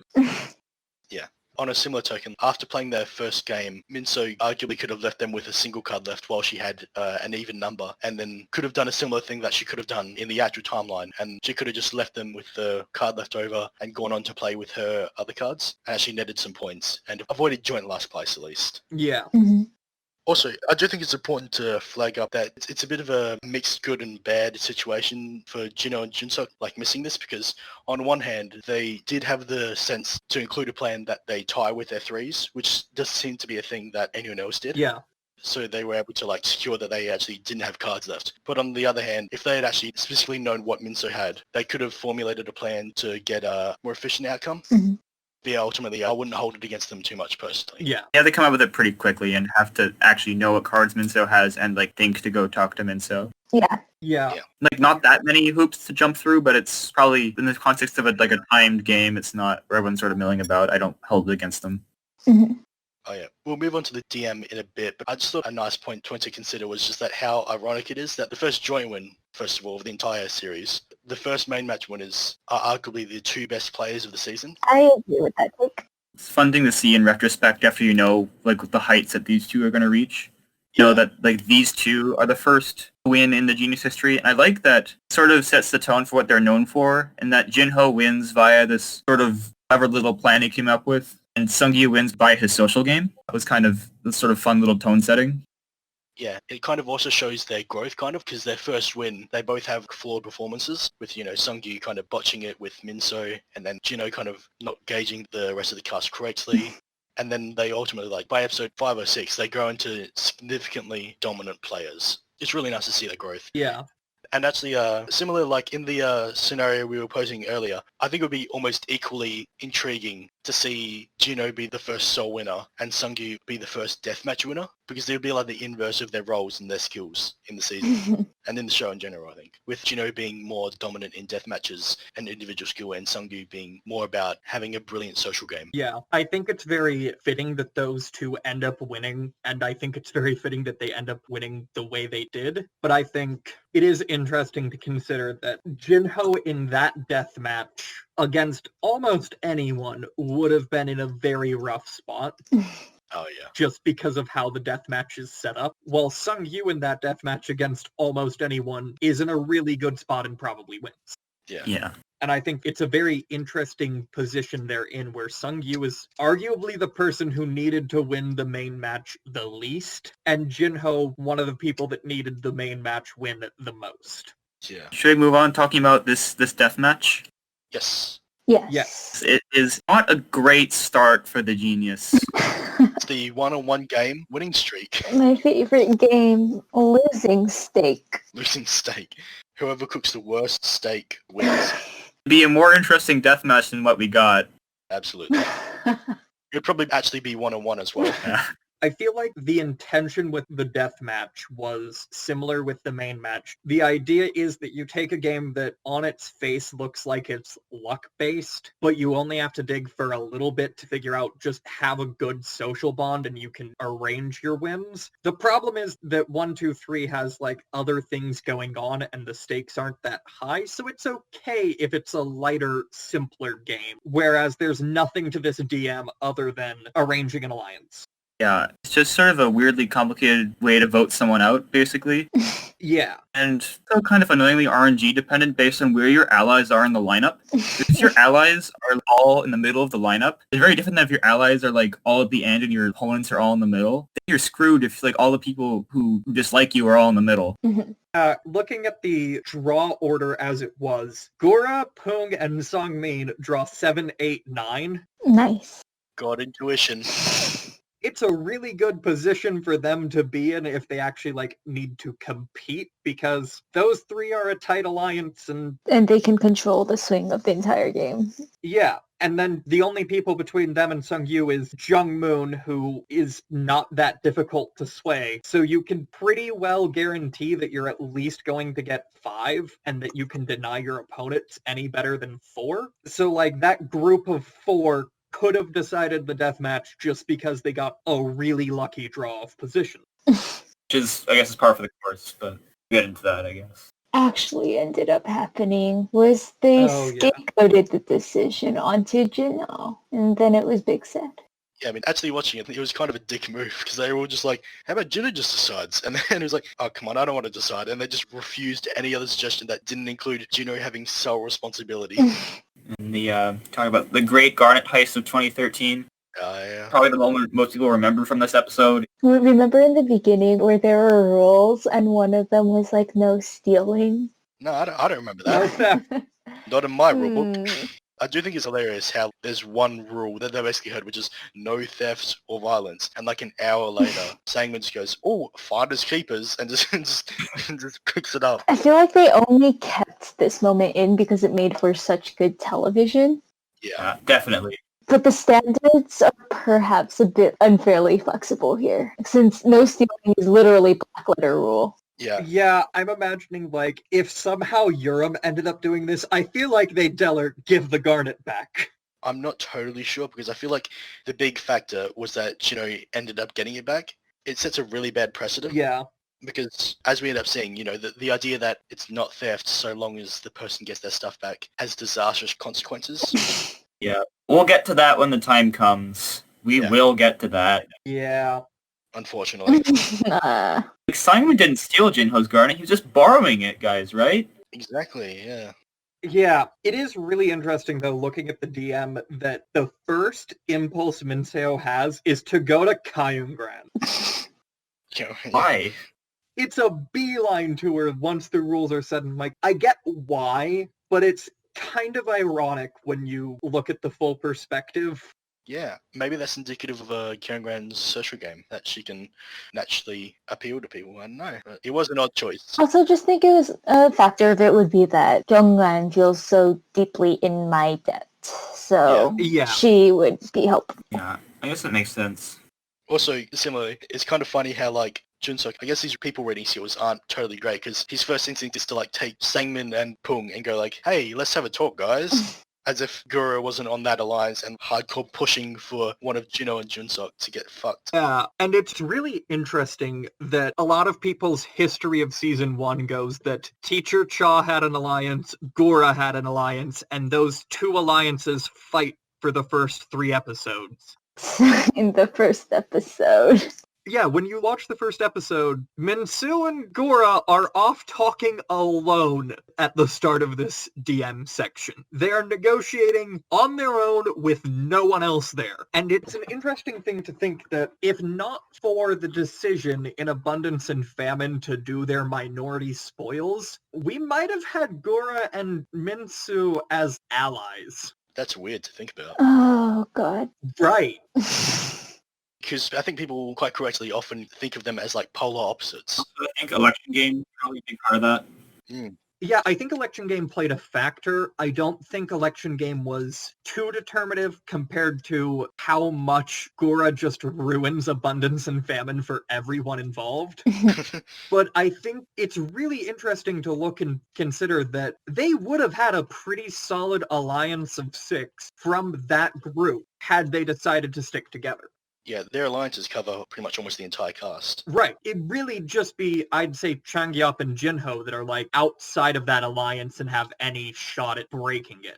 I think Juno and Changyeop would be fairly likely to go along with Minseo. Yeah. But I also feel like Gura would be willing to include Changyeop, definitely. Yeah. Oh yeah, Changyeop would be a hot item for them. Yeah, I think that there is a chance that if not for the events of the next 2 episodes, we see that alliance of 6 bring in Changyeop and probably Jung Moon as an extra just because why not? And then try to get rid of Yoonji, Yuram, Jinho early, which would make for an interesting, I think, worse season. Yeah, it'd be really interesting to see if they targeted Yuram for episode 2. I think Juno could stand a good chance of breaking that alliance. If he ends up going to the DM in episode 3 and 4, and it's tactical Yunori, I think there's a very good chance he could pretty cleanly take out, at least stand a chance of cracking that alliance. Yeah, it would be a very weird dynamic, but I think it is a bit fortunate for Jinho and his game that those 2 end up not being able to work together. Yeah. The incompatibility did indirectly benefit him quite a lot, I would say. Yeah. Although going against Gura did end up ultimately having a lot of drawbacks, I think. It's weird how it all starts in episode 1 with Gura going ham on trying to get Juno into the deathmatch. But it's like, we never see a reason why, but that's like a storyline that continues all the way up until about episode 9, or episode 8, I think. Because Sangmin basically just internalizes all that Gura hatred and just keeps going after Juno, like, no matter what. Yeah. And so Juno's basically always on the back foot because of this storyline that we never get explained. I think that covers most things. Yeah, so should we move on to how Deathmatch ends up playing out in the end? Yes, that's good. Big sad. Jinho decides to eliminate Junseok, and he's the only vote that's different anyway, so too bad for Junseok, he's going home as the first boot. Minseo survives to play another day, or only one more day. But... Yeah. Exactly one more day. Yeah. I feel like this episode gets, or not so much this episode, but I think Juno gets an unfair reputation as just like a guy who took a Garnet and was like, sure, I'll slit the throat of my friend and reliable ally. When I think as a result of all the events leading up with Minseo, from Juno's perspective at least, giving basically everything she had to him and just going like, I'm just giving this to you, it's okay, if you can help me, that's great, but whatever. And I think that kind of emotional pitch was more what convinced Juno that she would have been a reliable ally, or at the very least a loyal ally. I disagree. I think my take here is that it is the cultural standard, because it seems odd at first, but once you play orgs, you realize that these transactional approaches aren't that odd. That Garnet transaction was the controlling factor to me. Well, I do think it was the controlling factor, but I don't think it was the controlling factor for the reason that most people seem to think it is, which is that, like, Gura was like, ooh, money. And that was the moment he decided that Junseok had to go. I think it is unfairly characterized as a transactional interaction as opposed to a more emotional interaction from Juno's perspective. I feel like transaction in itself has emotional weight. Oh yeah, no. I'm just saying that I think that's where the more weight was, as opposed to like the monetary aspect. Yeah. I think I have to go with the boring middle-of-the-road approach here and say it's possible that there's influence of both. I think emotional influence is almost certainly a major factor. As Uri was saying, the act of giving a Garnet itself is an emotional act. I think it really could be both. And the fact that at this point, no one actually knows how valuable Garnets are. No uses for them so far. Everyone only has one, so we really don't know how much of an edge Garnet is going to be at the end of the day. Yeah, it wasn't the value of the Garnet, definitely not. It was the value of the act. Yeah. I was trying to say that it was a bit of both as well, but I didn't convey it very well. So we're technically on the same page. Yeah, my perspective was that it's not so much that she gives him a Garnet, it's just that she gives him something. She gives. Well, she gives him everything. Yeah, you compare that. Junseok, like, he doesn't really offer anything, and yes, they work together, but it feels like he didn't put in effort, and Jinho decided, well, I don't know how reliable he necessarily will be, so... Wait, I'm not sure about that, given that Junseok offered to be on the lower end of the duo. Yeah, same. He was willing to take the risk of the thing. That's true, but I think the main part of it is when you're stuck in that position, the factors that weigh in is how much do you trust that he'll be a reliable ally in the future, and I think there is some doubt there. I think the other big part is it seemed kind of clear that if he wasn't making the decision, the rest of the group would have picked for him and would have gotten rid of Junseok anyway. It felt equally do I want to make enemies with this many people this early for one person that I worked with but I'm not wed to? Yeah. I agree there was that underlying threat of everyone wanted Junseok out anyway. That was probably a factor. But yeah, I think it's important to separate that. When you say reliable ally, I'm assuming you mean like in terms of loyalty and like consistent allyship. Right. So as opposed to like being skilled. Right. I could see the thought being that Minseo giving away her one Garnet, she's not got many options other than Jinho. And I could see the thought being that she is an easier person to control and keep in his group.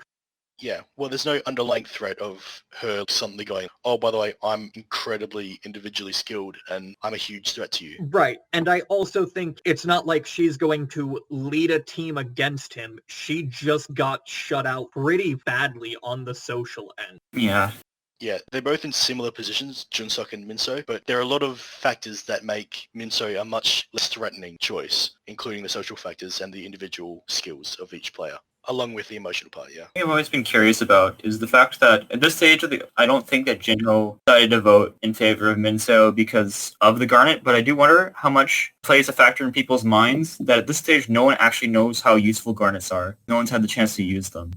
Yeah, it's interesting to see those suspicions play out. Like, as we see in the next episode, which we'll get to, Garnet deals seem to be very valuable for whatever reason, but specifically to certain people. I never thought that going and watching the series, that Garnets were really all of that useful. They're useful in very specific circumstances, but... They're also useful in the circumstance that you need an excuse to make a choice. Yeah, that's probably more where they come in, when people go like, oh, I need to pick someone, so I'll pick the person with most guns. They don't often confer an advantage. I can speak from personal experience. It feels really good to have a ton of Garnets, even if it really doesn't mean anything. If only you gave them to me.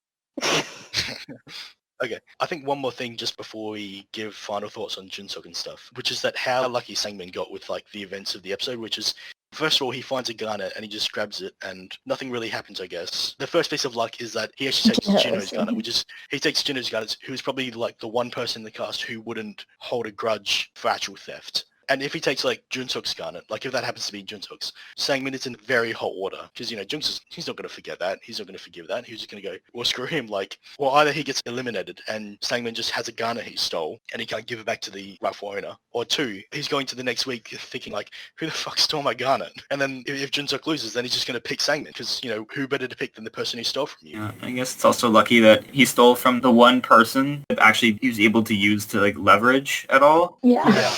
It happened to be someone who would be prone to that kind of manipulation. Yeah. The astral circumstance. Yeah. What circumstances would the PDs have come and told him, no, don't do that?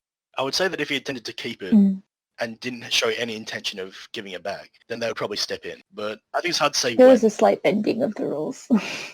Yeah, it seemed to be a slight bending is probably the most apt way to describe it. But yeah, another way he got lucky is that when he stole the Garnet, he had no clue that other people could have an influence in the deathmatch. And so it's like he had no idea how to use it, and the perfect opportunity just fell in his lap where like suddenly Jinho is allowed to play a huge part in how the actual round ends. Mm-hmm. And he gets to pull off this really, I'm tempted to say it's mainly for flash value that he tries to pull this off. Mm-hmm. Describes most of what Simon does, honestly. Yeah. He could easily just decide it with him and Gura and his group. He could easily just decide it himself, but he decides to try to pull off this fancy move. I mean, I guess it ends up sort of working out the way he intends, but I don't know if it means very much going forward, especially because the one person he's trying to get his good side, of course, gets eliminated next episode. And he works to eliminate. I also find it really amusing that his alliance came up with the plan of, what if we offer Minseo a Garnet so that she'll lose for Sunggyu instead of losing for Jinho? And he doesn't think to use the Garnet there, where, like, he could have done it, and then Jinho's without any Garnets in the death match. It would have been a great position for him. Oh, no, but I think that the producers might intervene because they want to give the Garnet back to Jinho. Yeah. So what are you talking about? I didn't quite understand what you were saying. Well, there was a plan formulated towards the end of the MM that Sunggyu would offer Minseo a Garnet, Oh, so right. that she would give him a 7th win rather than letting Jinho win, which also would have just like stranded Jinho with a card and put him in last. And he doesn't use the Garnet for that. I do agree. I think the producers probably would have stepped in. So he also got lucky that his kind of suboptimal use of the Garnet ended up being a use the producers were willing to let slide because it was a great moment. Whereas I think they probably would have intervened if he was using Jinho's Garnet to eliminate Jinho. I just sort of let Lee Sungmin happen to me instead of trying to think about it too hard. That's the way I try to approach it. That's fair. Gives you a lot less headaches. I think we're going to have lots and lots of debates over the merits of Sungmin over the course of lots of episodes. Spoiler I will alert. say that his luck is almost a talent in and of itself. It's kind of crazy. It just keeps happening. Luck is a skill. I think all we're left with is thoughts on poor first boot. Yep. Or Junseok. Robs. Unfortunately, Junseok. I think it's really hard talking about Junseok after having watched just this episode. Talking about Junseok after seeing him in season 4 is two very, very different experiences. Yes. Mm-hmm.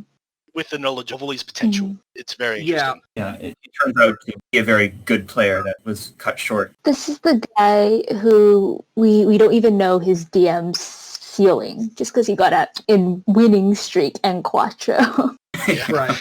in his respective seasons. Yeah, my thought is I think the parts of his game that I think are weak do still appear watching this again. Particularly, I think he's a bit too much of a shit stirrer. Yeah.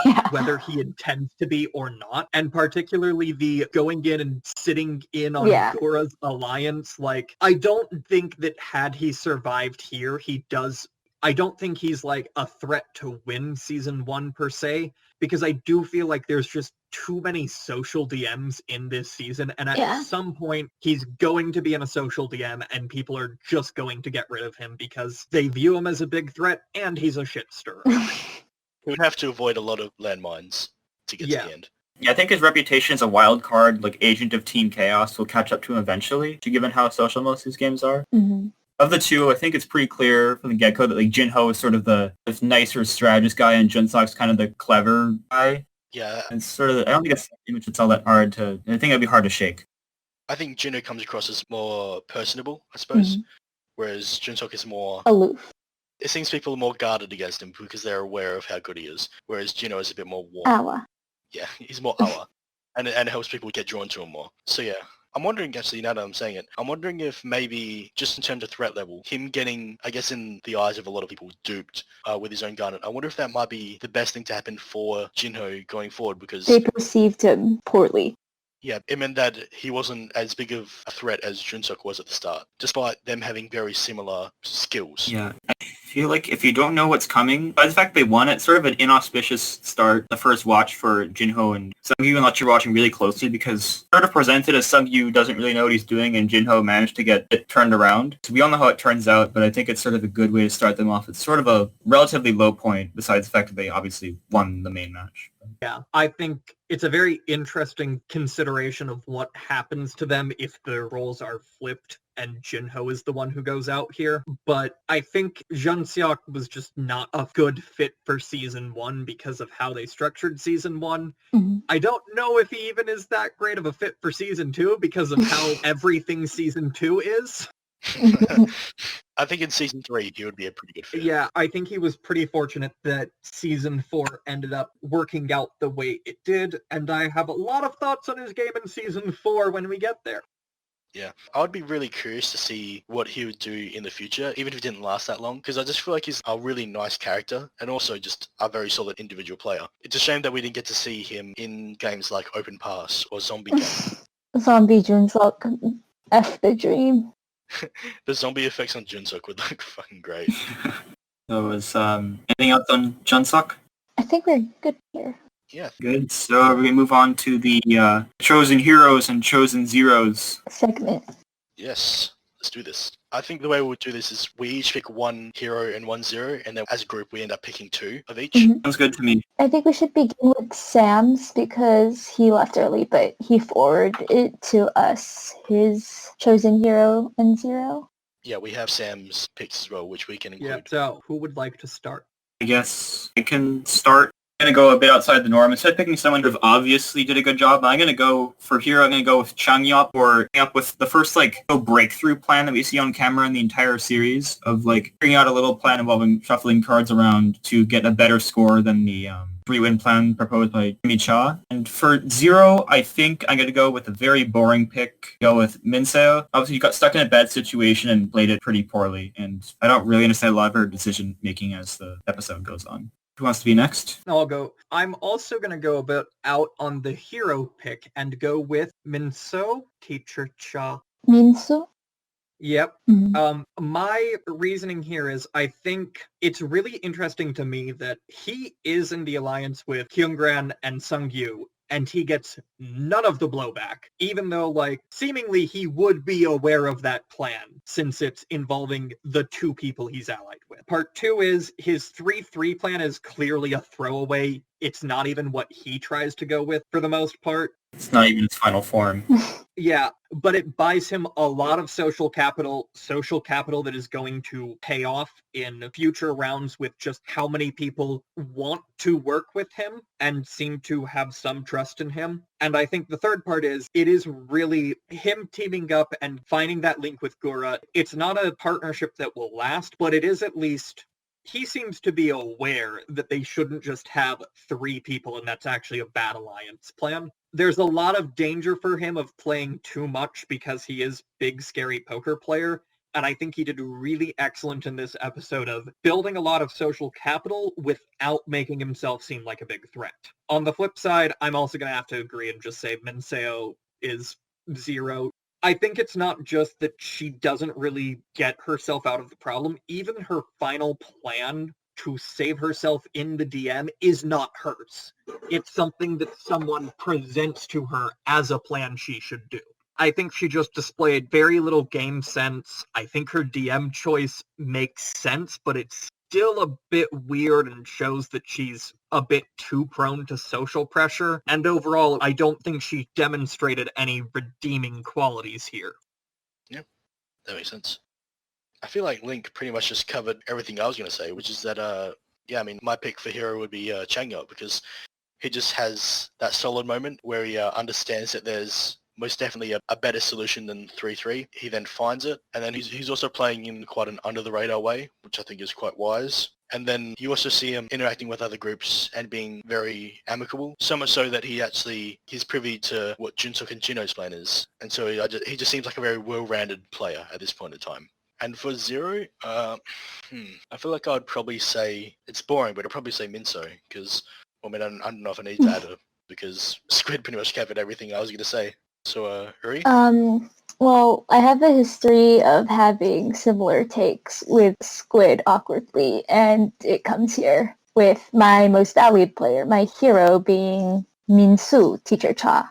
He covered most of what I wanted to say, that Minseo presents himself as both a strong player and a good ally without being immediately perceived as a threat, and was just so well received socially, while evidently playing for the macro of the game. He knew there was a superior strat, he just didn't go for it because it didn't really matter to him. And I also fall into the camp of picking Minseo as the worst player, or the 0. I think most people have covered it, but I think the most important part, to me at least, was that in this single episode alone, going forward that Minseo has 0 win equity as compared to anyone else. Because, even for people who didn't do much this episode, like Yuram, you could say, oh, maybe potential for something else. But from this episode alone, I think it's almost fairly certain to everyone that Minseo has 0 win equity, and that makes her also a 0. Should we read out Sam's hot takes then? Well, Sam is going to join us, actually, to share the takes himself. Ow.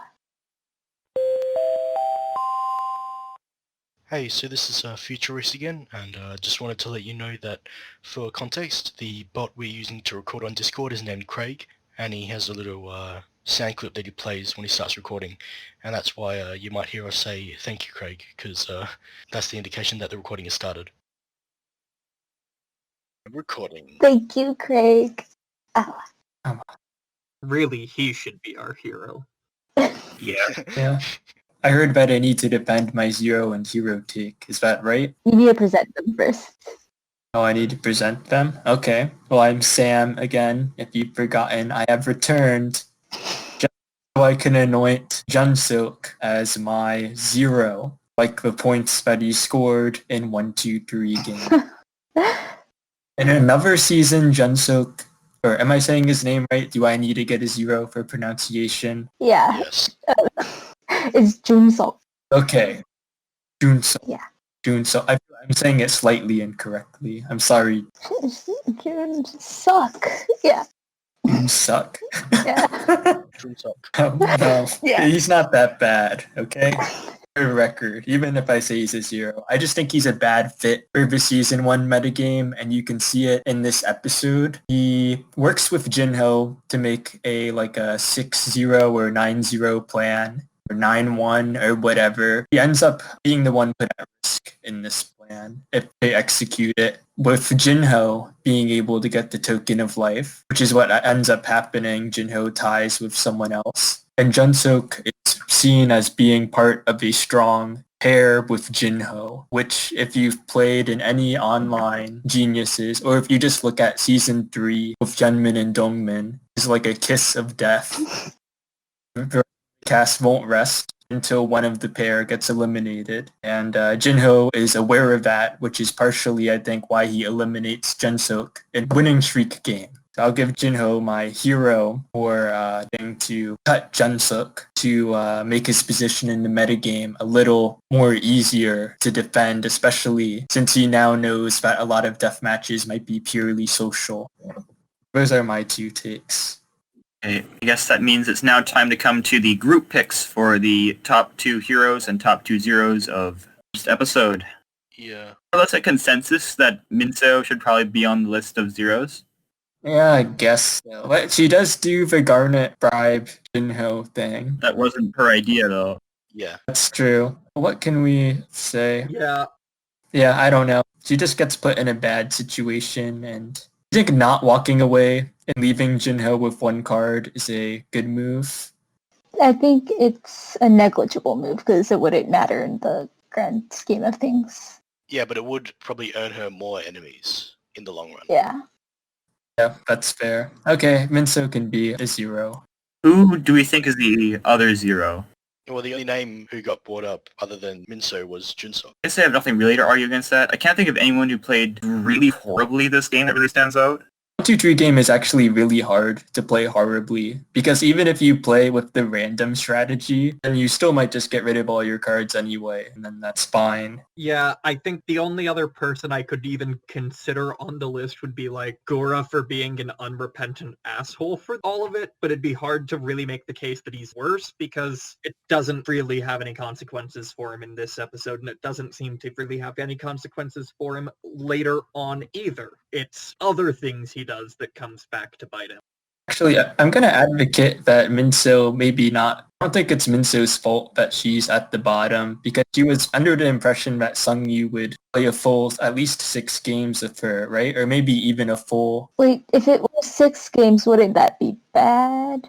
I mean, but it seems like everyone else has also been doing weird 6-game things and than play randomly. We talked about this while you were away. You sort of came to the conclusion that it's not really her fault that she got screwed over, but it is her fault that she didn't have any sort of backup plan, which I guess isn't the worst thing in the world, but it definitely stands out. Like, it is her fault that she got lodged into her position. In her position, yeah. Oh, I see. Yeah, I think I'm good saying Junseok and Minseo are the... Junseok and Minseo for the zeros. Yeah. Yeah, I think there's room for debate, but yeah, I agree with that on whole. Yeah, I guess we're going to go to the heroes now. It seems a bit more contention here because we have 2 slots and 3 picks between all of us. Yeah, I think the obvious answer would be Minseo and Changyeop, but Sam, I think, didn't make a good point for Jinho here. The managing that level thing. Changyeop did a good job, but I'm not sure I'd put him on the overall heroes list because he really has the one good moment and did a decent enough job the rest. I just name out because I thought it was worth drawing attention to something that Joe kind of doesn't really. I'm not really sure I'd rank him above Jinho, but I think he does. He is in the contention. That's fair. I think I would probably rank Changyeop above Jinho, if only because Changyeop doesn't really have a glaring error. in his performance this episode, where I think Jinho does kind of mess up a bit just in terms of his overall judgment of the other players and stuff. I feel like if we put Changyeop as a hero, then we have to put Jungmoon as the other hero, because at this stage in 1-2-3 game, they're pretty much strategically and metagame-wise identical, I think. I don't actually would agree on disagree that, there. specifically because there's other things that you see Changyeop doing, particularly he decides to like go talk with the people in the DM on his own, kind of clue them in that, hey, we're leaving it to Jinho to decide. Oh, I thought he was just the messenger. I can't tell if he's just like the messenger or if that was his conscious choice, but I think the other part for me is I didn't see a lot from Jungmoon trying to make any other deals. Changyeop approaches other groups before deciding to go with Jung. And I think he's got a bit of an extra kind of agency and independence in his plans, where I feel like Jungmoon, if she doesn't end up with Changyeop, I don't know where she falls. I don't know. I just feel like it's not significantly different. Like, you can argue that maybe Changyeop is a little bit better, but the core of their gameplay is essentially just coming up Yeah. with a better 1-2-3 strategy, and that's like 90% of it, you know? Well, my take would be that it's not that Changyeop is first, I would say. I think it's more that Minseo is first, and Changyeop and Jungmoon are like second and third, but Changyeop is just a bit higher. I just want to call it a tie, honestly. But what about Kyungran and Sunggyu? Did we mention? Nope. Like, I thought they did fine. They did make some, like, big glaring mistakes, in my opinion. They did okay, but I wouldn't call them, like, the best players this episode. Well, it's a pre-mediated plan where, like, Sunggyu would get 3 wins off of other people, then go back and with Kyungran and get 3 more wins and get a toll and give it to Kyungran. That's, like, more advanced than any other player's plan except Jinho and Junseok. Yeah, but it could have easily gone wrong. Yeah, but if it was premeditated, that would be a markup, but it didn't seem like it. It seemed like more my interpretation, might be wrong, was that it was more less premeditated plan and more them trying to come up with a solution. The fact that Sunggyu had 2 different deals going on and had to resolve it somehow. Yeah. It was a crime of opportunity. Yeah, I think the other part for me is, if it is premeditated, I think Minseo is part of that. I don't see how those two could come up with a plan without roping in the third in their alliance in some way and like letting him know what was going on. But he also gets none of the blowback. So either it wasn't planned and he doesn't have any consequences for it, and it works out to help his alliance, but he doesn't have any of the social consequences, or they did plan it and he managed to still avoid the social consequences. Either way, I think the fact that of that trio, he's the one that doesn't have any blowback for that deal is a mark in his favor that the other two don't have. Yeah, I think Minseo would probably be the top pick for the heroes, I'd say. Yeah, I can't disagree with that. I think he did a really fine job setting up his alliance. It was a nice, very good sort of social way, as was mentioned earlier. He sort of marks himself as being a good player, a worthwhile ally without looking like a threat. It's a very, very fine line to walk, and I think he does a very good job of that. I can agree with Teacher Cha as a hero. Are we going to settle for Minseo and, I guess, Changyeop? If it really is a big decision, we could just go Changmoon. Changmoon. Okay. Changmoon is as the second hero. I do just want to bring up another thought, though, about Kyungran. Even though I've advocated Jinho before, I think it's a good mark for her that she was paying attention on what her partner was doing and counting cards enough to know that she had to reel him back into the fold. She might have ended up having the 1 card left and becoming EC. I think the way it played out was sort of Sunggyu explicitly came to her and said that I had this ideal with Minseo. What do I do about that? And she said, you do this. Or else you're betraying me and Minseo. My issue is I think she got dangerously close to going to the DM in an episode where she really didn't need to be close to going to the DM in. Yeah, that's fair. And it would have been fine for her. I just think that she kind of played with fire a bit too much for me to put her above people that I think really did well. They had an effective plan. They were in contention for a win, but they avoided drawing attention to themselves. Like, if there weren't the obvious pick of Junseok into the DM that I felt usurped anything else for Minseo, it was possible, it was maybe even likely that Kyungran would have been taken to that DM, definitely. Yeah. I can accept Jungmoon as the other Number 2. Number 1, hero. I mean, if you want to do something like, it's probably not a good idea to start like bending the rules in the first episode, like Sangmun did. So should we decide on like one of them to put in the quote-unquote official record, and we'll just consider Changmun as a joint package that should be in the hero? Yeah. How does that sound? And sounds out. Okay, so since we have 5 people, should we just do a quick vote of who we think out of Changyeop and Jungmin should be the second hero? Mm-hmm. Sam, do you want to go first? I'll just say Jungmoon. I feel like the votes should be close because we're like the same. I'm going to go with Changyeop, if only because he seems to be the one who came up with the original 4-1 plan, in the way they shot it. But Did he? I don't know. Well, the way they show it, yeah. it's more of a team effort, maybe. But I don't know. Maybe it's biased against Jungmoon because of season 4, but I would vote Changyeop. I think he showed just a bit more independence of that duo. And from what we're shown, at least, he is involved in other negotiations and plans at a level that Jungmoon isn't. And I think he was the better positioned of the two if they didn't form a duo. Sense. Uri, do you want to vote? I'll go Jungmoon, just be a contrarian. Okay. I was hoping you would, because that leaves it up to me. Yeah. The Jinho spot. Yeah, I'm going to go with Changyeop, as if that wasn't predictable. I do want to add that I feel like Changyeop gets included quite a bit in the Gura camp going forward, and it might have been due to him talking a bit in the first episode, but I also want to attribute that to him being a guy. That would make sense for Gura. Yeah, that would make sense for Gura. Yeah. Gura does have all-guy crew, and Teacher Cha has it's mostly allies are mostly the women. Not just all guy crew, it's all guys in the entertainment industry, plus Pung, his fan. Never thought about how absurd that mini-game is. Yeah, it really has an impact on the game when you actually take a close look. But yeah. Okay, so our heroes are Minseo and Changyeop, unofficially Changmoon, and our zeros, Junseok and Minseo. Is that right? Mm-hmm.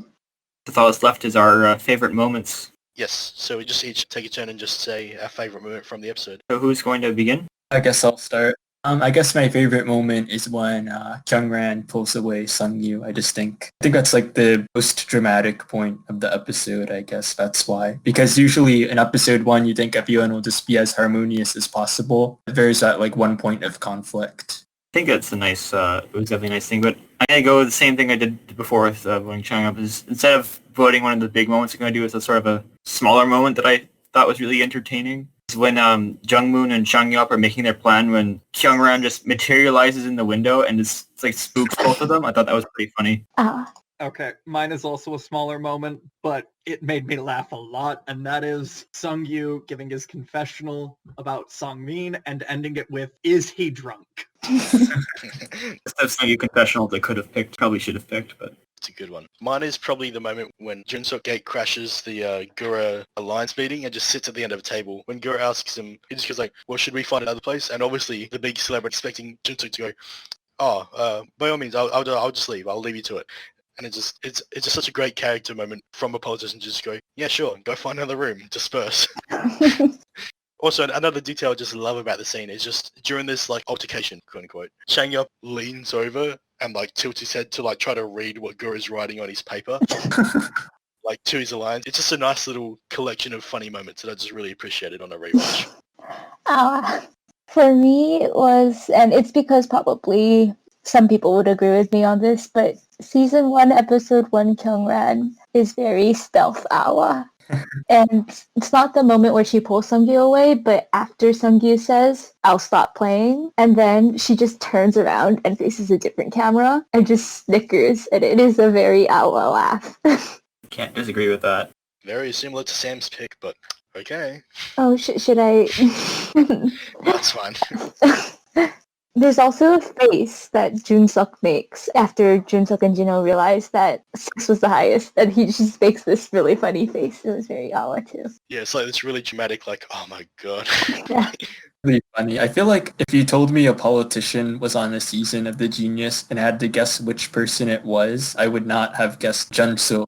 Yeah, it's really weird how, like, probably the most entertaining person for me was a politician who has, like, no background in entertainment. That's true for me too. Junseok is pretty entertaining to watch on screen, surprising, but his like facial reactions are always top notch. Oh yeah. And I think he tries to be entertaining too. I don't even know about that. I think he just has a natural humor to him that he just likes expressing himself. Yeah, I think in going back, season 1 does have my favorite cast just from the actual cast itself on an entertainment level and not on the, game side. It's a group of people who are generally pleasant to watch just do the genius, aside from Gura. It's fun to watch people criticize Gura. It's fun to do it. I think Gura is going to become my favorite sport over the next 5 episodes. Oh yeah, Unji just saying things about Gura is also pretty awa. Yeah, we're getting close to the section where I feel like there is a case to be made that Gura is the zero for 4 episodes in a row. Yeah, I'm very open to that take. Before rewatching the whole thing, my pre-selection for season 1 0 is going to be Gura. Sorry for the spoilers, but you'll see that changes. The whole season. For the overall season. Yeah, that's an interesting take. He's just not very fun to watch on the Genius. I guess we'll get to that when he gets really awful. Hey, election game Gura was fun. Yeah, he seems like an acquired taste. Quite a few people seem to really enjoy him, but I don't know. He just doesn't bring something that really appeals to me, I suppose. What appealed to me at first about Gura is that he was very easy to recognize. So I could follow who he was. But yeah, now I'm not so much. Okay, so I think that concludes the podcast. Oh, We've been recording for about 4 hours. is it the first time for most of us? The first time podcasting. Yeah. Oh, it's my second time, but it's probably the longest I've gone so far. This would be my 3rd time. Mr. Experienced. Sam, are you a noob? What kind of noob? The podcast? Yeah. Where we podcast noob? Could be my first time. Yeah. Oh. We're all very new to this, and hopefully this will greatly increase in quality over time. Hopefully. I hope this is a good baseline and that our young fans will enjoy us talking for 3 hours. I feel like it'll get more polished over time, though. You did okay. Yeah. So let's see how it turned out. We'll get more concise. Please forgive our rambling. I was a paid caster for 3 years. Oh. Yeah, there's a indie game that I was active in. They had a tournament. I got paid to do casting for some of their tournaments. Mr. Beach. Oh. I had a somewhat infamous rant during one of the tournaments where I basically told a player that the deck they brought to the tournament was disrespectful to the game and they shouldn't even be in our top 8 because anyone that would dare bring that deck to a tournament doesn't actually value the game. It was great. I had a lot of fun with that rant. Well, I think that's a good note to end on. This is a good place to cut it. Yeah, to all our future episodes, Squid ranting. Oh, just wait. I have plenty to rant about in season 2. Oh no. I'll get my mute button ready. Get it warmed up. The mute Squid button just like on standby. Yeah. Just like an effect that just like mutes Squid's channel just indefinitely. But yeah, this has been the CabbageCast with Sam, Link, Mr. Squid, Reese, and Uri. And hopefully we'll see you again. We'll probably be recording next week or so, but who knows when you'll see the episode. Thank you very much. Goodbye.